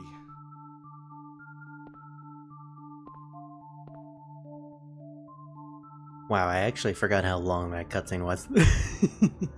So, I wanted to stay silent for that because we did get a lot of information from that cutscene. One thing I'd like to point at is, without, before going into some of the serious details, I really like Harry's reaction to Sybil not really understanding what he's talking about. Just like, oh, yeah, I guess that's true. Well, never mind. I just wanted to tell you what I was thinking about and stuff like that. What's Like, this? oh, well. Some kind of altar. You just bring stuff up, you win some, you lose some. Just want to shake the tree. Maybe this is the other church. The other church that Dahlia was mentioning is hidden behind this antique store that seemingly she has access to, I think. Alright, so a lot of stuff was mentioned there. One is that the drug trafficking case that was established back at the police station apparently has something to do with Silent Hill and its condition. Now, just to say, Silent Hill is not... There's something right there. No God. Oh, I never noticed that being written there. It's written no God on the wall. Now, this does not mean that the entire town is just a drug hallucination. There are some importance to the drug trafficking ring behind... what's behind Silent Hill. In fact, I think we're going to get an explanation for all that right now, because we got even more cutscenes! Harry? Are you okay? Unfortunately, Sybil, despite Harry? being reunited with you, it's not going to be feeling so good, because we're about to be, de-reunited. Harry? Eddie, he's gone! And the gate was locked and everything. There was no way to actually escape this place outside of the hole that she found. So Sybil is on her own yet again, and so are we, except we're back in the other world with Lisa. Harry. Lisa is in the other world of the hospital, and Did I now in the it's hospital? looking like we're having a You were hallucination of having some a sort. bad dream. Really? Was I? Makes you wonder, what is the Hey. bad dream? You don't look too good. Are you okay? I'm fine. It's almost like someone put a TikTok filter Nothing we over need to your worry face and the entire room. Well, if you're sure. Lisa, do you know a woman named Dahlia Gillespie? Oh yeah, that crazy Gillespie lady. Hey, look at that! One of Harry's questions are finally answered. Around here. She never sees anybody, so I don't know that much about her. But I heard her kid died in a fire, and supposedly she's been crazy ever since. Well, she says the town is being devoured by the darkness. And I'm pretty sure it has nothing to do with nobodies and stuff. The town devoured by the darkness. Yes, I think I do. Before this place was turned into a resort, the townspeople here were on the quiet side. Everybody followed some kind of queer religion. Very interesting way to put it, Lisa. Cult stuff. Black magic, that kind of thing. Oh, so that's Some why people she moved tried to stop you away from and healing me, believed because you in were using some white other magic. gods. Evidently, things like that used to happen around here all the time. Before the resort, there really wasn't anything else out here. Everyone was so flipped out, you gotta blame it on something. Then a lot of new people came in and everybody clammed up about it. A cult. Last time I heard anything about it was, gosh, years ago. We have drug trafficking, cults, When several people connected with developing the town died in accidents. and seemingly accidental deaths of people who were important to the town's development. Sorry, I'm rambling. I'll shut up. One of those people that died, Reeves Tuesti. No! And with that, we doze off yet again. And end up in yet another Is place. that another dream? A dream within a dream within a dream. Did I pass out And again? I'm pretty sure we're not experiencing Okuni's tale. I don't want to think so, but maybe this is all just going on in my head. I could have had a car accident, and now I'm lying unconscious in a hospital bed, but that would be really bad writing if it was. I don't know what's real anymore. Sybil said Cheryl was heading towards the lake, but the road to the lake is blocked. Aren't there any other roads? I guess you could fly over it. Lisa would probably know. And with that, oh, we see the seal of Metatron, or as Dahlia puts it, the mark of Samael on the floor. This is still the antique shop, but now we're in the Otherworld version. So that was a lot of information. We learned about the drug trafficking ring fully by Sybil. This is something that the police are investigating, but still have no leads, as due to the fact that, I guess, the officer who was in charge with all of it, who, aka Officer Gucci, died of a suspicious heart attack. And people who were in charge of the development of Silent Hill mysteriously died in very mysterious accidents in the past. And this all comes back to a possible secret cult of some sort. A cult that is still around for the most part, and according to, I guess, what Harry can detour, Dahlia seems to be a part of it. I mean, she did definitely seem like she was the type of person to follow a cult. I mean, with that getup and all that. I don't like the way the monkey grabs me. The monkey is scary. Anyways, we have no place left to go other than the convention center. Notice how we are also in the other world while traveling through the Silent Hill town. And my dog is clawing at the door, and not clawing at the door, but he's clawing at his bed and constantly moving everything. Boy, I put my shoes right there for a reason. I don't want you too close to my chair. You remember what happened the last time you were close to my chair? It's a wheelie chair. It'll catch you. He looks all sad. But things are starting to, at the very least, piece together, or actually, for a lack of a better way to describe it, we're getting so many pieces and we don't really know how they fit together. The Mark of Samael. And our daughter with small images of that little girl from the hospital.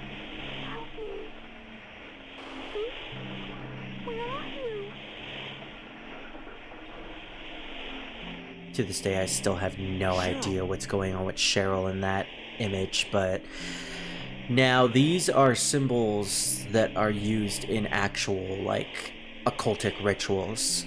These might very much be Solomon rituals for demons. But they constantly show up, and the final image that you see is the little girl and constant returnings of the Mark of Samael. Or the Seal of Metatron, as it's supposed to be. And I think it just keeps going, too. Very suspicious and very telling that, like, yes, something is going on. Something occult-like, something magical, and obviously this Silent Hill cult has something to do with it. Yeah, again, I have no idea what happened to Cheryl in that video. It's almost like she was tied up or something and she was being, like, tortured. I don't know, but it's so unnerving. It freaks me out whenever I see it. But they got our daughter, and something is happening to her, and we gotta save her. Before we do, though, let's check this room. Now, I believe there's a save here. Yes, there is. We could save here. We could also pick up some rifle shells. Yes, we've gotten to the point of the game where we can purchase some rifles. We're actually, I believe, halfway into the game, or if not, close to the halfway point. We're making some pretty good progress tonight. I'm still debating on whether or not we actually finish this game tonight, or if we save it for tomorrow, but either way, we're gonna play as much as we can. So if we run to this guy... Oh gosh! I don't know what that thing was. It kind of looked like a bunch of worms eating like a dead carcass. But we ended up at the first floor of the convention center, which is covered in sand. The sleeper has awoken! And just to let you know, the camera was pointing at this. This is the hunting rifle. Optional weapon that you can get. And probably the best weapon. Yeah, it is the best gun weapon in the entire game. We're not going to use it against this boss. Well, what you want to do against this guy is you want to stay at this railing. It won't be able to go back to the ground until it gets to the dirt, so you can take at least 2 shots at it while it comes out and tries to grab you. You know, unless it hits you instead. This boss is not a problem whatsoever, but it can occasionally be an issue. In fact, I'm actively not gonna use my shotgun shells on this because I have way too much of these. Okay, so we can do a total of like 2 to 3 handgun shots. Heck, I don't even need to see you come out of the ground in order to shoot you. I don't even care if I waste a bit of ammo. Oh, unless I just run straight towards you. He has purple blood, too. He's like a Mortal Kombat character, apparently.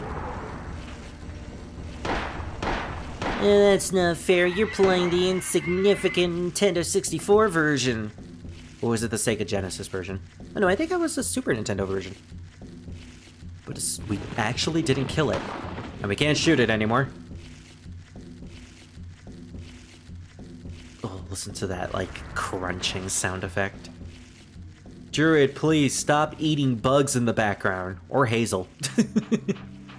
You know what? I can totally imagine a cat eating bugs. and liking it. I said stop!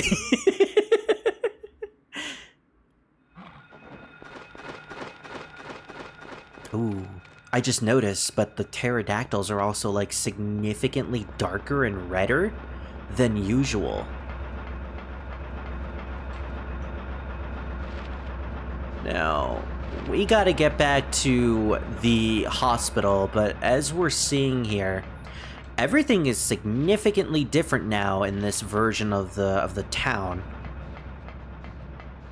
There's a large void where the town used to be. There's just industrial netting all over the place and monsters everywhere and just... What is that? I've never seen that before. It's like a structure. It's a building structure. Buildings are destroyed. Shops are just there, but not actually there anymore. It's almost like the town is getting worse and worse as we progress through it. Of course, there's going to be a lot of dead ends. I tried to jump out of the way. You know what? If this game had realistic, like, reactionary terrain, I would have jumped off into the void. Oh gosh. There's a hard mode for Silent Hill 3 where you can actually just fall off of the terrain where there are like actual holes to nothingness, so you can fall down a bottomless pit without actually trying to, on purpose. Just accidentally falling into nothing. Which, granted, is there if you want the extra challenge, but I'm like, screw you, I don't really care about ranking all too much. There's a special outfit in that game, because in Silent Hill 3, Heather, the protagonist, can wear multiple outfits that you unlock as you do playthroughs in the game, depending on your ranks, your difficulty, your puzzle difficulty, because there's combat difficulty and puzzle difficulty, which I think is really, really neat. But if you manage to... Note, there's the mark.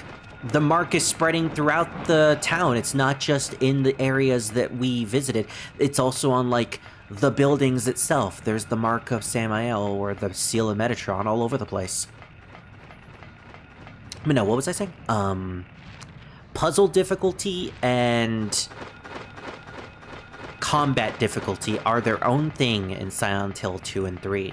And in my opinion, I think that's a really wonderful choice, because if you want to have a harder time against enemies, then you can do that while also having easy puzzles if you don't really want to, you know, spend time thinking about, like, the complicated stuff. If you want more complicated brain-taxing puzzles, then you go with the harder puzzle difficulty. And if you're not really into the combat, then just make it super easy, and that's perfectly fine. You can customize your playthrough in that sort of fashion. Now, interestingly enough, we can't actually go back into the police station. We got a couple of items here and there. I could have sworn there was more information. Like, I could have sworn we could have gotten more of memos if we came to the police station, but I guess not. Unless I went to the wrong entrance and there's an entrance to the left of the police station? Well, I know there was, but I don't know if it will allow us to go in there is the thing. Nope, it doesn't even count. It's... You tried to go to the police station? We know your sins, Harry. So what's the name of this road? Crichton. There's Wilson, Sagan, Simmons, and Kuntz. I believe all the roads in Silent Hill 1 are named after significant writers. Which makes sense for Harry Mason being a writer for his profession. Now, why that's the case? I think that's just for the sake of making references. Silent Hill in itself has a lot of references to a lot of things. Sometimes it's references to writers, sometimes it could just be a random reference, like taking the entire school from Kindergarten Cop. Or it can be as mundane as referencing Pulp Fiction. Really, it's all over the place. It's whatever the development team really wants to do. And honestly, I kind of like that. I like that they're not afraid to like make weird or outlandish references, or literally take schools out of children movies. Harry! Glad you're okay. Glad you're okay. Thank you, God Tails. You came back. I was scared to be here all alone. I'm here now. You sound a lot I was more worried. emotional than you used to. I'm real happy to see you. I'm really happy to see you.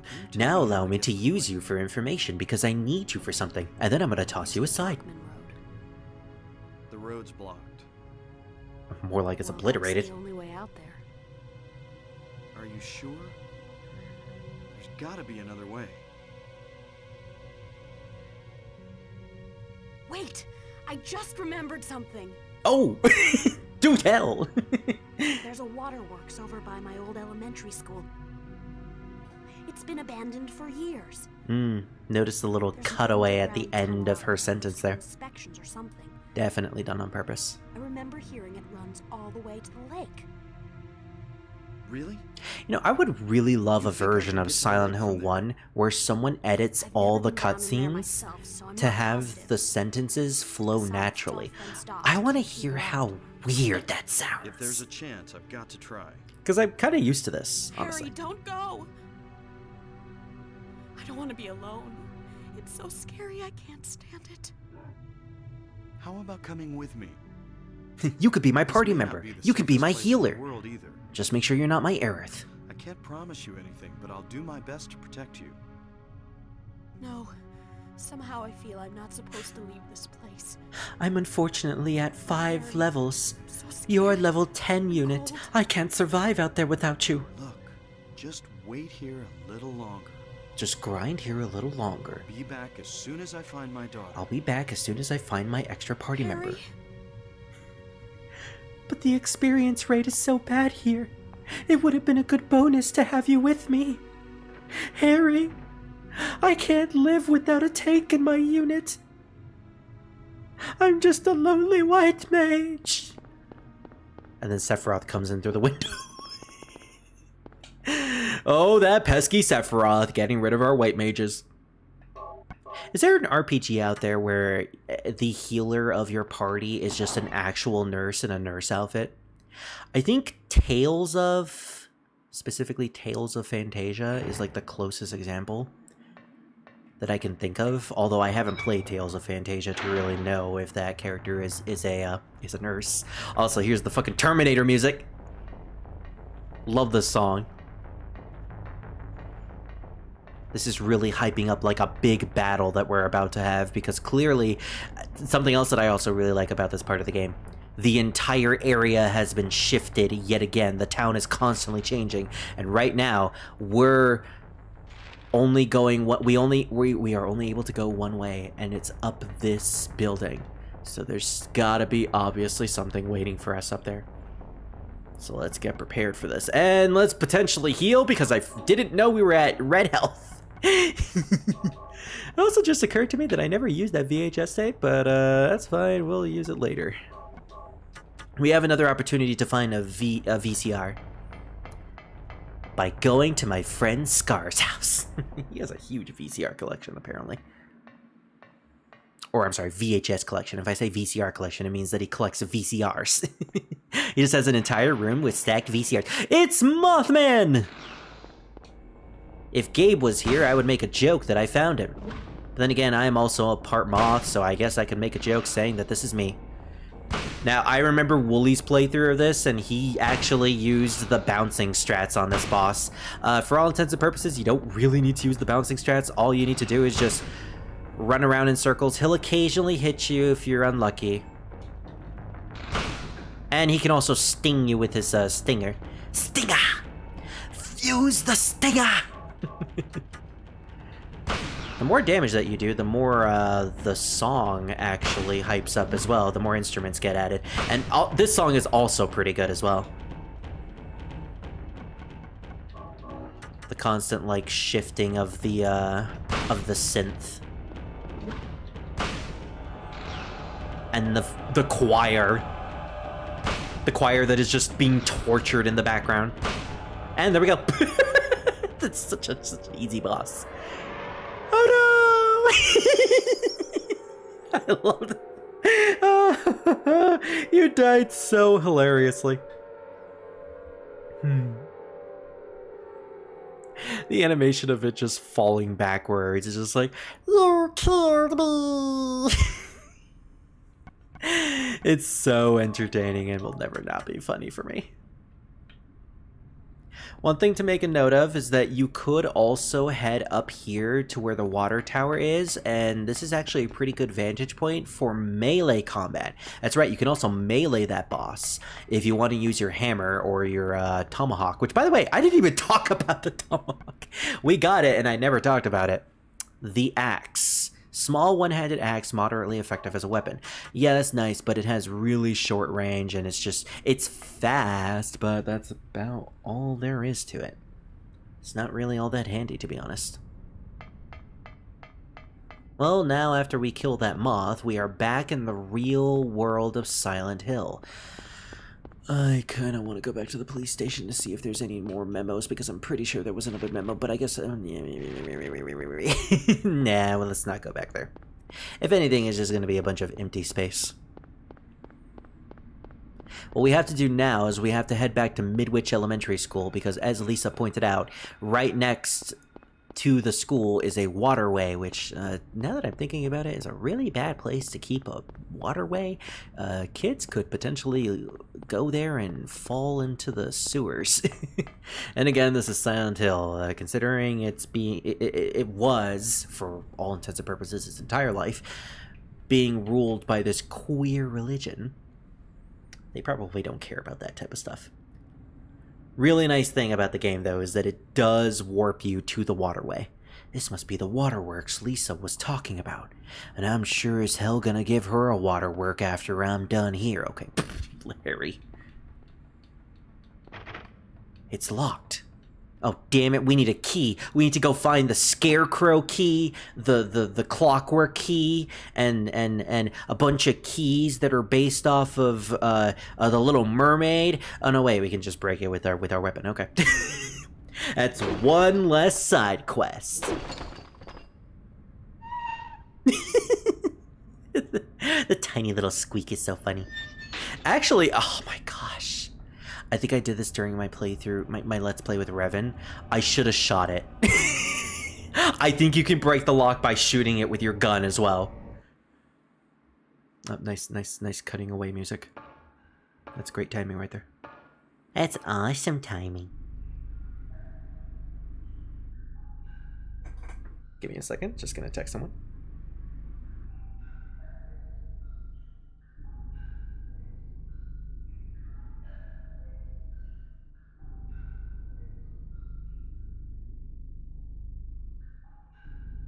Alright, who's ready for a sewer section? Sewer surfing. This is probably my least favorite part in the entire game, because sewer sections are horrible and you should feel bad for liking them. I'm kidding, you don't feel bad for liking them. Sewer sections, for all intents and purposes, are either very hit or very miss. I actually really like the sewer section in Silent Hill 3. Silent Hill 3 has a phenomenal sewer section. This game has, it's decent, I guess. This is like the one example of a decent sewer section. It's scary, but it kind of drags for a little bit too long, which I guess is, you know, mandatory for sewer sections at the end of the day. It also has a bunch of really bad enemies. The reason why these enemies are so bad is because we are in a sewer, and that means our radio is not working. Yeah, they brought logic into this place. So the radio won't actually tell us where monsters are. So I think for now, I'm gonna be using my gun. Not gonna be using my shotgun though. My shotgun is way too precious for these things. There's also bugs! That I can't aim for some reason because that thing is taking the priority. Oh man, some tank I am. Yeah, sure, I'm getting aggro for all these guys, but the aggro isn't enough. Where's my tank stance? Where's my mitigation? You think Harry would be a paladin or a dark knight? Well, I mean, he's using a giant hammer for most of the time, and he's using a gun, so it might either be a warrior or dark knight. Or no, gunbreaker. I almost wanted to say gun mage, but that's a completely different thing. Also, we don't have a map of the sewer system, so that's what makes this place even worse. You just gotta go through using your memory and potentially the lettering of each location.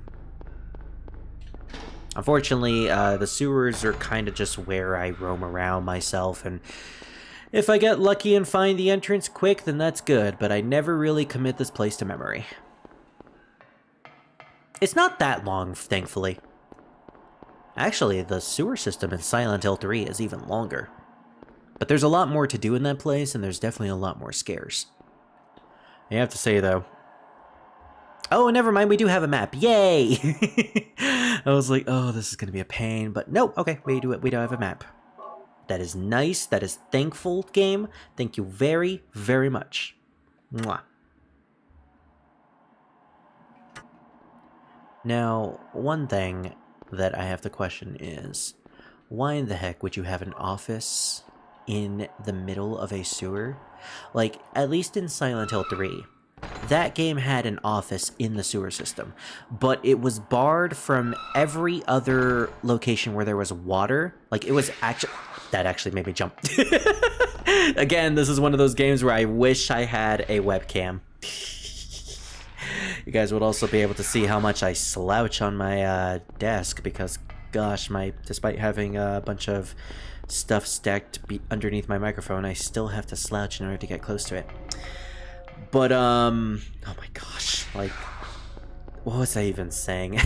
Silent Hill 3 had a room made for, like, a desk and for people who, you know, work in the sewers. But in this game, it's just out in the open next to the water, where precipitation can utterly destroy all of the papers that you're working on, as well as the desk. That's a wooden desk. That's bad.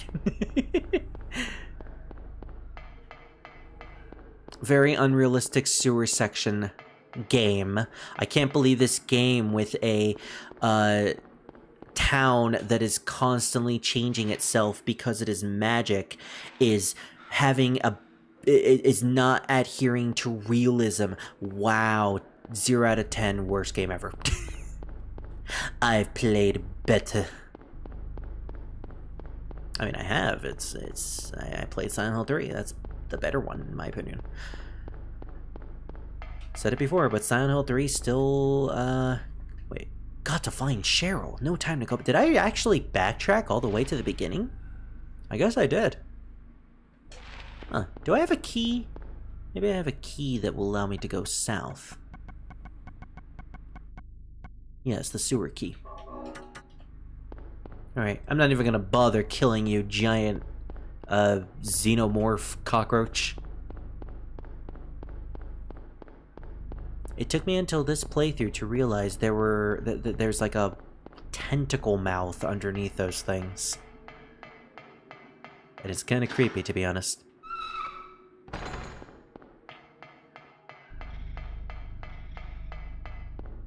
Yeah, so you pretty much just gotta use the sound of the enemies in order to figure out where they're at in this dungeon.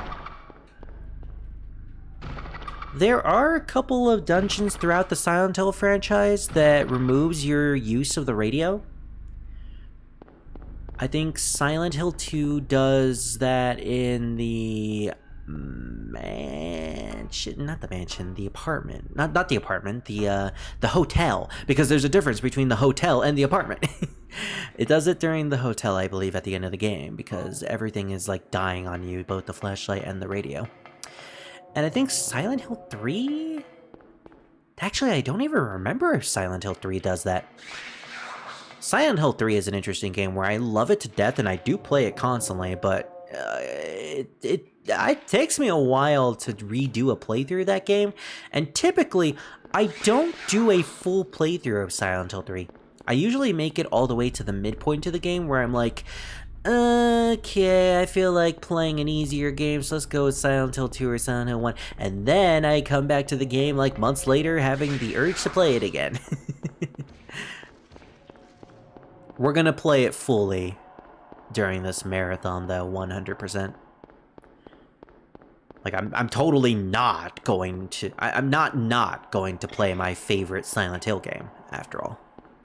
With probably one of my favorite video game protagonists of all time. Heather is, probably one of the best, characters, or best, fictional portrayals of a teenager that I have ever seen in any video game. And she has so much sass towards everything that she does in that game that it's so entertaining. She's an entertaining person and someone that I would totally like be friends with in real life. She's a chill person. Honestly, her personality is very indicative of me, so I guess that's why I like Heather so much. She reminds me of myself. Although I'm actually surprised that I got out of that situation. Harry Mason, pest control. What even are these things supposed to be? Like the green grasshopper type of dudes? Are they supposed to be grasshoppers? I don't know. But they're weird and they're freaking me out. Now the cockroaches, though. The cockroaches are pretty easy.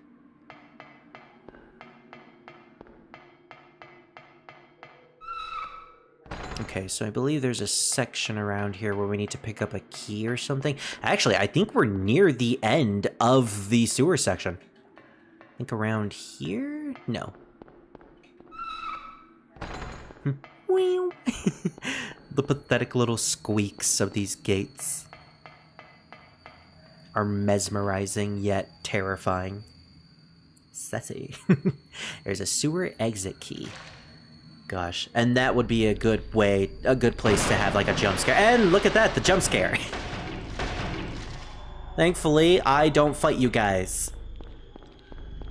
I'm actually not the pest control specialist. It's not my job to fight you. And thus, the Mantis Men go on a rampage and destroy Silent Hill. Until the aliens come by and nuke them. Yeah, we just gotta make a break for it. At this point, everything is like... I believe everything is chasing after us. Or at the very least, that's what the music is indicating. Yeah, I think everything is chasing after us, so we might just want to make a break for it. Looks like a mantis.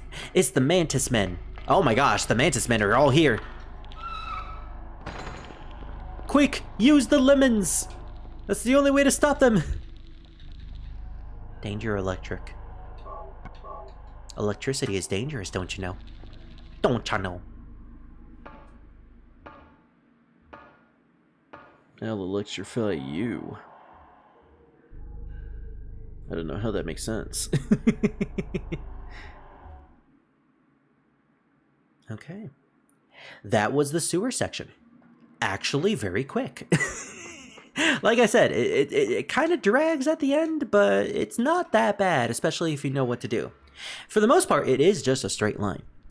And now we are at the resort area, or as I like to call it, South Park. I just sung the Doom theme for some reason. This is the south side of Silent Hill. If we were to have taken Bachman Road, which is literally right here, this is apparently where Cheryl is supposed to be. Now, this is a very important part of the game. We can either go straight to the lighthouse to the south, past Sanford Street, and continue with the plot. That is where we will potentially find Cheryl.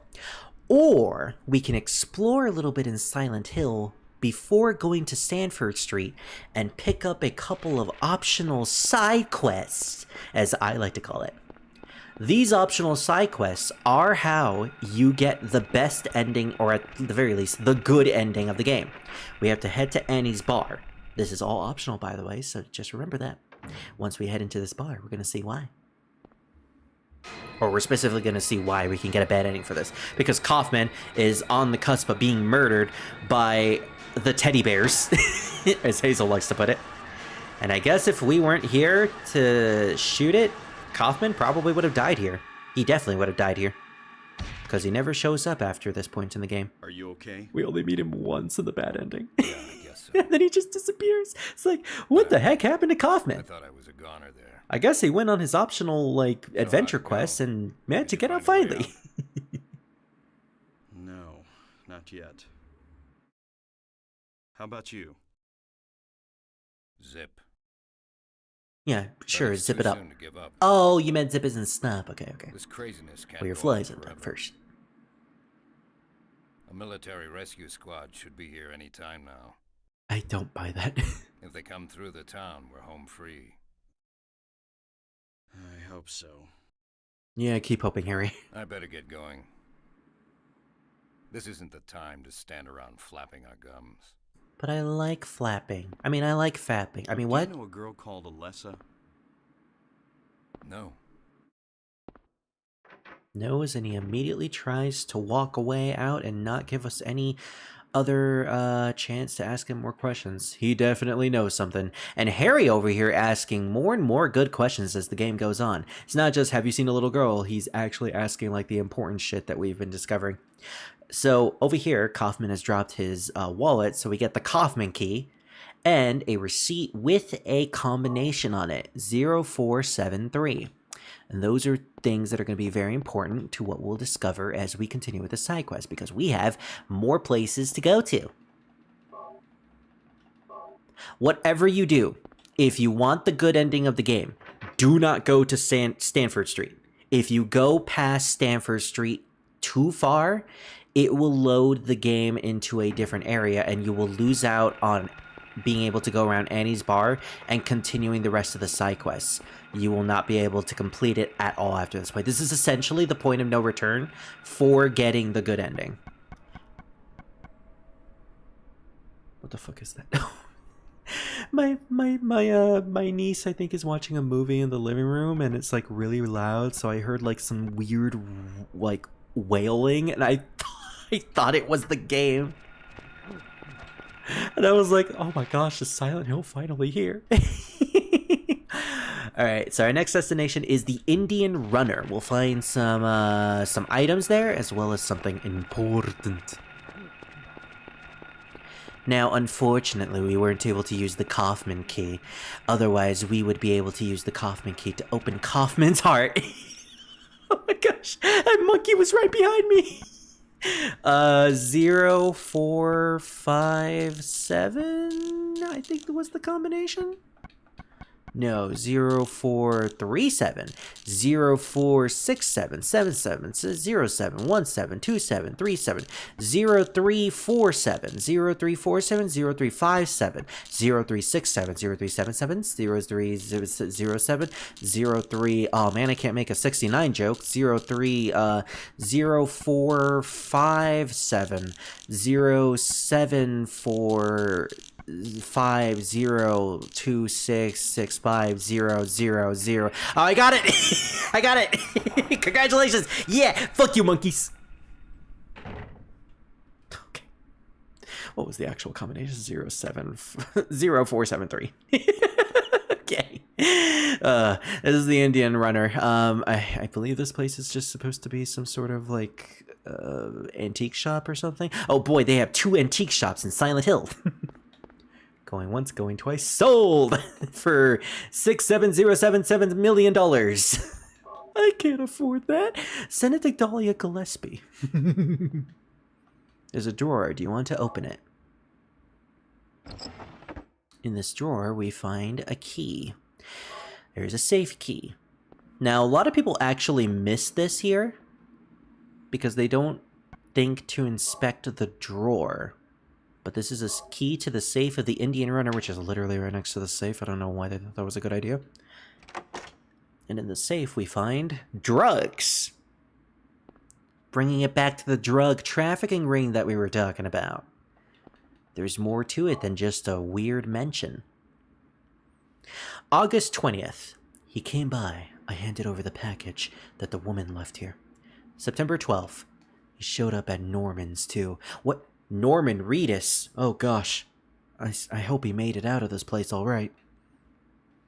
Don't want to be involved with the likes of them anymore, but I'm getting creeped out even more than before. Thought of leaving town, but I'm afraid of what will happen if I do. So obviously, being part of the drug trafficking raid, he's also being a part of like the cult/gang in Silent Hill, and he's apparently giving them their fixes. Now here we can actually see a picture of the motel next door, Norman's grand opening, with a realistic person apparently. So that is our next clue to. Wait. You guys see this, right? You see that picture on the wall? That's the picture. That's a businessman looking to the left with like a weird square at the bottom left. And when I'm interacting, no, not that. When I'm interacting with this picture, it's a completely different picture. Why does that kind of just look like a businessman? What? That's weird. That's actually the weirdest thing I've seen in this game so far. Anyways, ignoring that. 3 loaves of bread, 2 cartons of milk, a number 9. Number 9 large. Deliver to back door daily, 8 a.m. Rear entrance code 0886. Norman Young. Another combination, 0886. We need to go. 0886, 0886, 0886, 0886. Okay, so there's you're 0. You're not 0 from Mega Man. 8, 2 boobs. That means he's in a poly relationship with 2 people. And 6, well, we know what he's doing later with those 2. Well, then again, wouldn't it be like a 69-9, or would it be a 669, or... Anyways, combination! Oh man, and just as I made a sexual joke, the monkeys are after me again. And the birds. Wow. Everybody's a critic, apparently. I think I went the completely wrong way or something, because... here we are. The motel.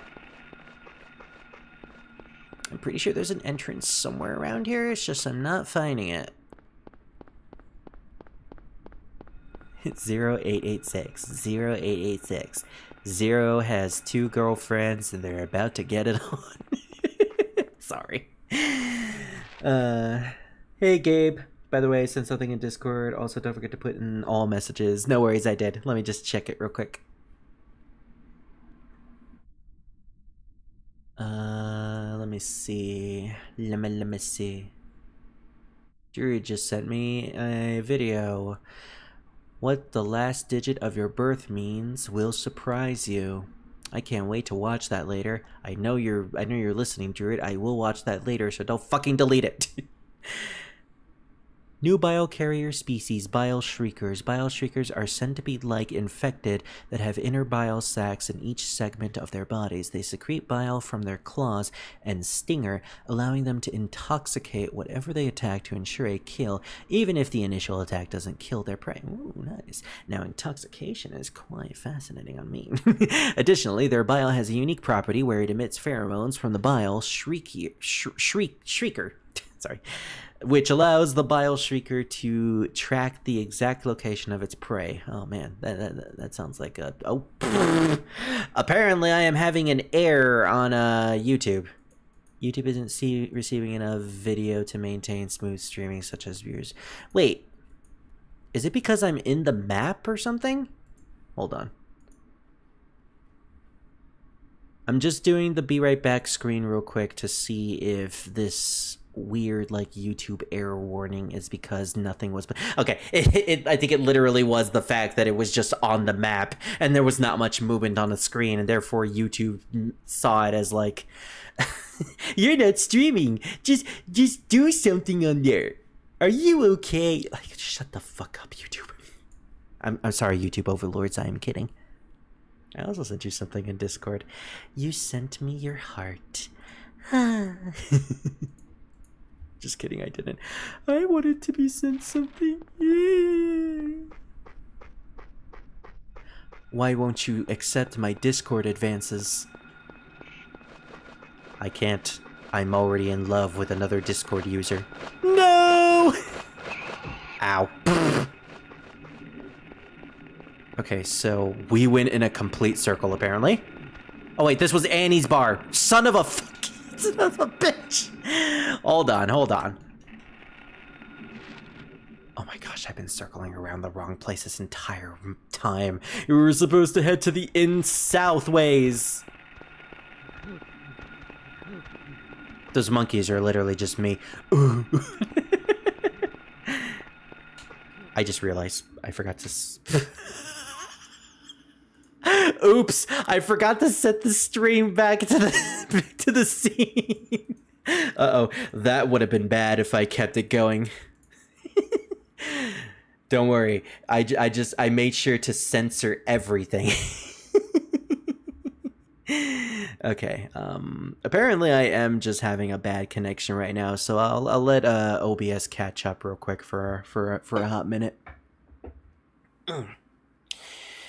Alright, we've been going on for like 4 hours.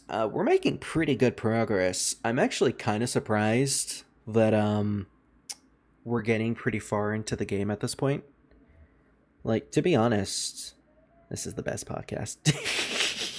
Yeah, it's a podcast of someone just playing a video game in the background and talking about them reacting to it while people just see nothing. For all intents and purposes, though, that does sound like a pretty fun podcast idea. But I thought about doing podcasts in the past with some friends of mine, but I don't really know what to talk about in that type of venue. I thought about doing reactionary podcasts or shows. Like, there was this whole thing where I was gonna do a podcast reaction series with my friend Revan, where we would do like podcast reactions to a series of unfortunate events, which is a show I have seen and a show he hasn't have seen, and I've read the books, and that would have been like a really interesting thing to do. My frames are dropping like really high apparently. I'm pretty sure nothing is running in the background. Let me just check real quick. I forgot to set my virus software to stop running for now. Real-time protection, get out of here. And now that I've done that, everyone who is watching this stream will immediately come for my, yes. There we go. I think that fixed it, sort of. I hate it when that fucking happens. I know, me too. We'll give it another few minutes. You know, if it doesn't actually load, we may just have to stop the stream for the night and continue this for tomorrow. Because, like I was about to say, we're making amazing progress. We've actually gotten through half of the game. Like, just another 2 hours, and we could potentially finish Silent Hill 1. Maybe 3 hours, maybe 3. Depending on my rate. And the fact that I always stop and slow down. Yeah. You'll be in a sticky situation. I mean, not necessarily. I could just reload the last save, which I had, and then it turns out it's all the way back at the hospital. No! I was planning on doing a Silent Hill 2 stream yesterday, so I mean tomorrow, so if we finish Silent Hill 1 quick enough tomorrow, we could potentially just also play Silent Hill 2 and like half of Silent Hill 2, and then either Thursday or Friday I'll finish Silent Hill 2, because it doesn't seem like my bitrate is getting any better. Everyone comes together. I take it since you're able to like hear me, like the stream isn't bugging out all that much, it's just dropped frames. But still, if I start playing now, it's probably gonna... Oh, look at that. It actually got to a decent quality. Oh, no, it's going back to red. Oh, man. I use normal OBS, by the way, for the sake of saying this. I use normal OBS, and I am using the 31.1.2 version at the moment. But yeah, seeing how I am just having long conversations while it is constantly loading, so I guess we're probably just going to have to end the stream for today. It doesn't matter with me. We started the Silent Hill Marathon, so I can continue this tomorrow. Hoping the stream still catches me talking about this, but we'll do the Silent Hills. We'll do more Silent Hill 1 tomorrow. And then afterwards, we'll do some Silent Hill 2, and then we'll pick up the marathon as we go throughout the month. But yeah, probably you're experiencing some sort of congestion at the moment. It's either my family or the actual like provider. Nevertheless, it's fine. We did a lot of progress right now. So just for the sake, I am going to text this in the chat. We'll stop here for now due to my frames, due to dropped frames. Yes, I don't want to do tutu. Dang you, phone. Why don't you text correctly? Due to dropped frames, we'll pick up tomorrow. Leave a message after the beep. Beep. All right. With that said, though, I had a fun day. Most likely I will stream this in the afternoon / morning. So I will probably also keep I'll keep my life in check beforehand. No, I'll turn off my light and I'll keep it off throughout our the rest of Silent Hill 1. But when we get to Silent Hill 2, I'm definitely keeping my light on. With that said, I had a fun day streaming. Thank you all for watching. Just a quick shout out to my Patreon. Thank you to members Scar the Fox and Gecko Moments. If you want to join my Patreon, support me, or make me play games, depending on the tier, you know where to go. With that said, thank you once again to Tahashi for drawing this pyramid head spirit. I love it so much, and I'm going to use it for every single one of these games. So, with that said, that I've already said 3 times, I'm picking up the dropped frames. Oh, thank you. Pick them up and then toss them into the trash. I don't know if any of this is being caught, but I've been Spirit Rosewolf, and I'll see you guys tomorrow for some more Silent Hill. I may just make a save state right here so we can pick up immediately where we left off. Goodbye, everyone.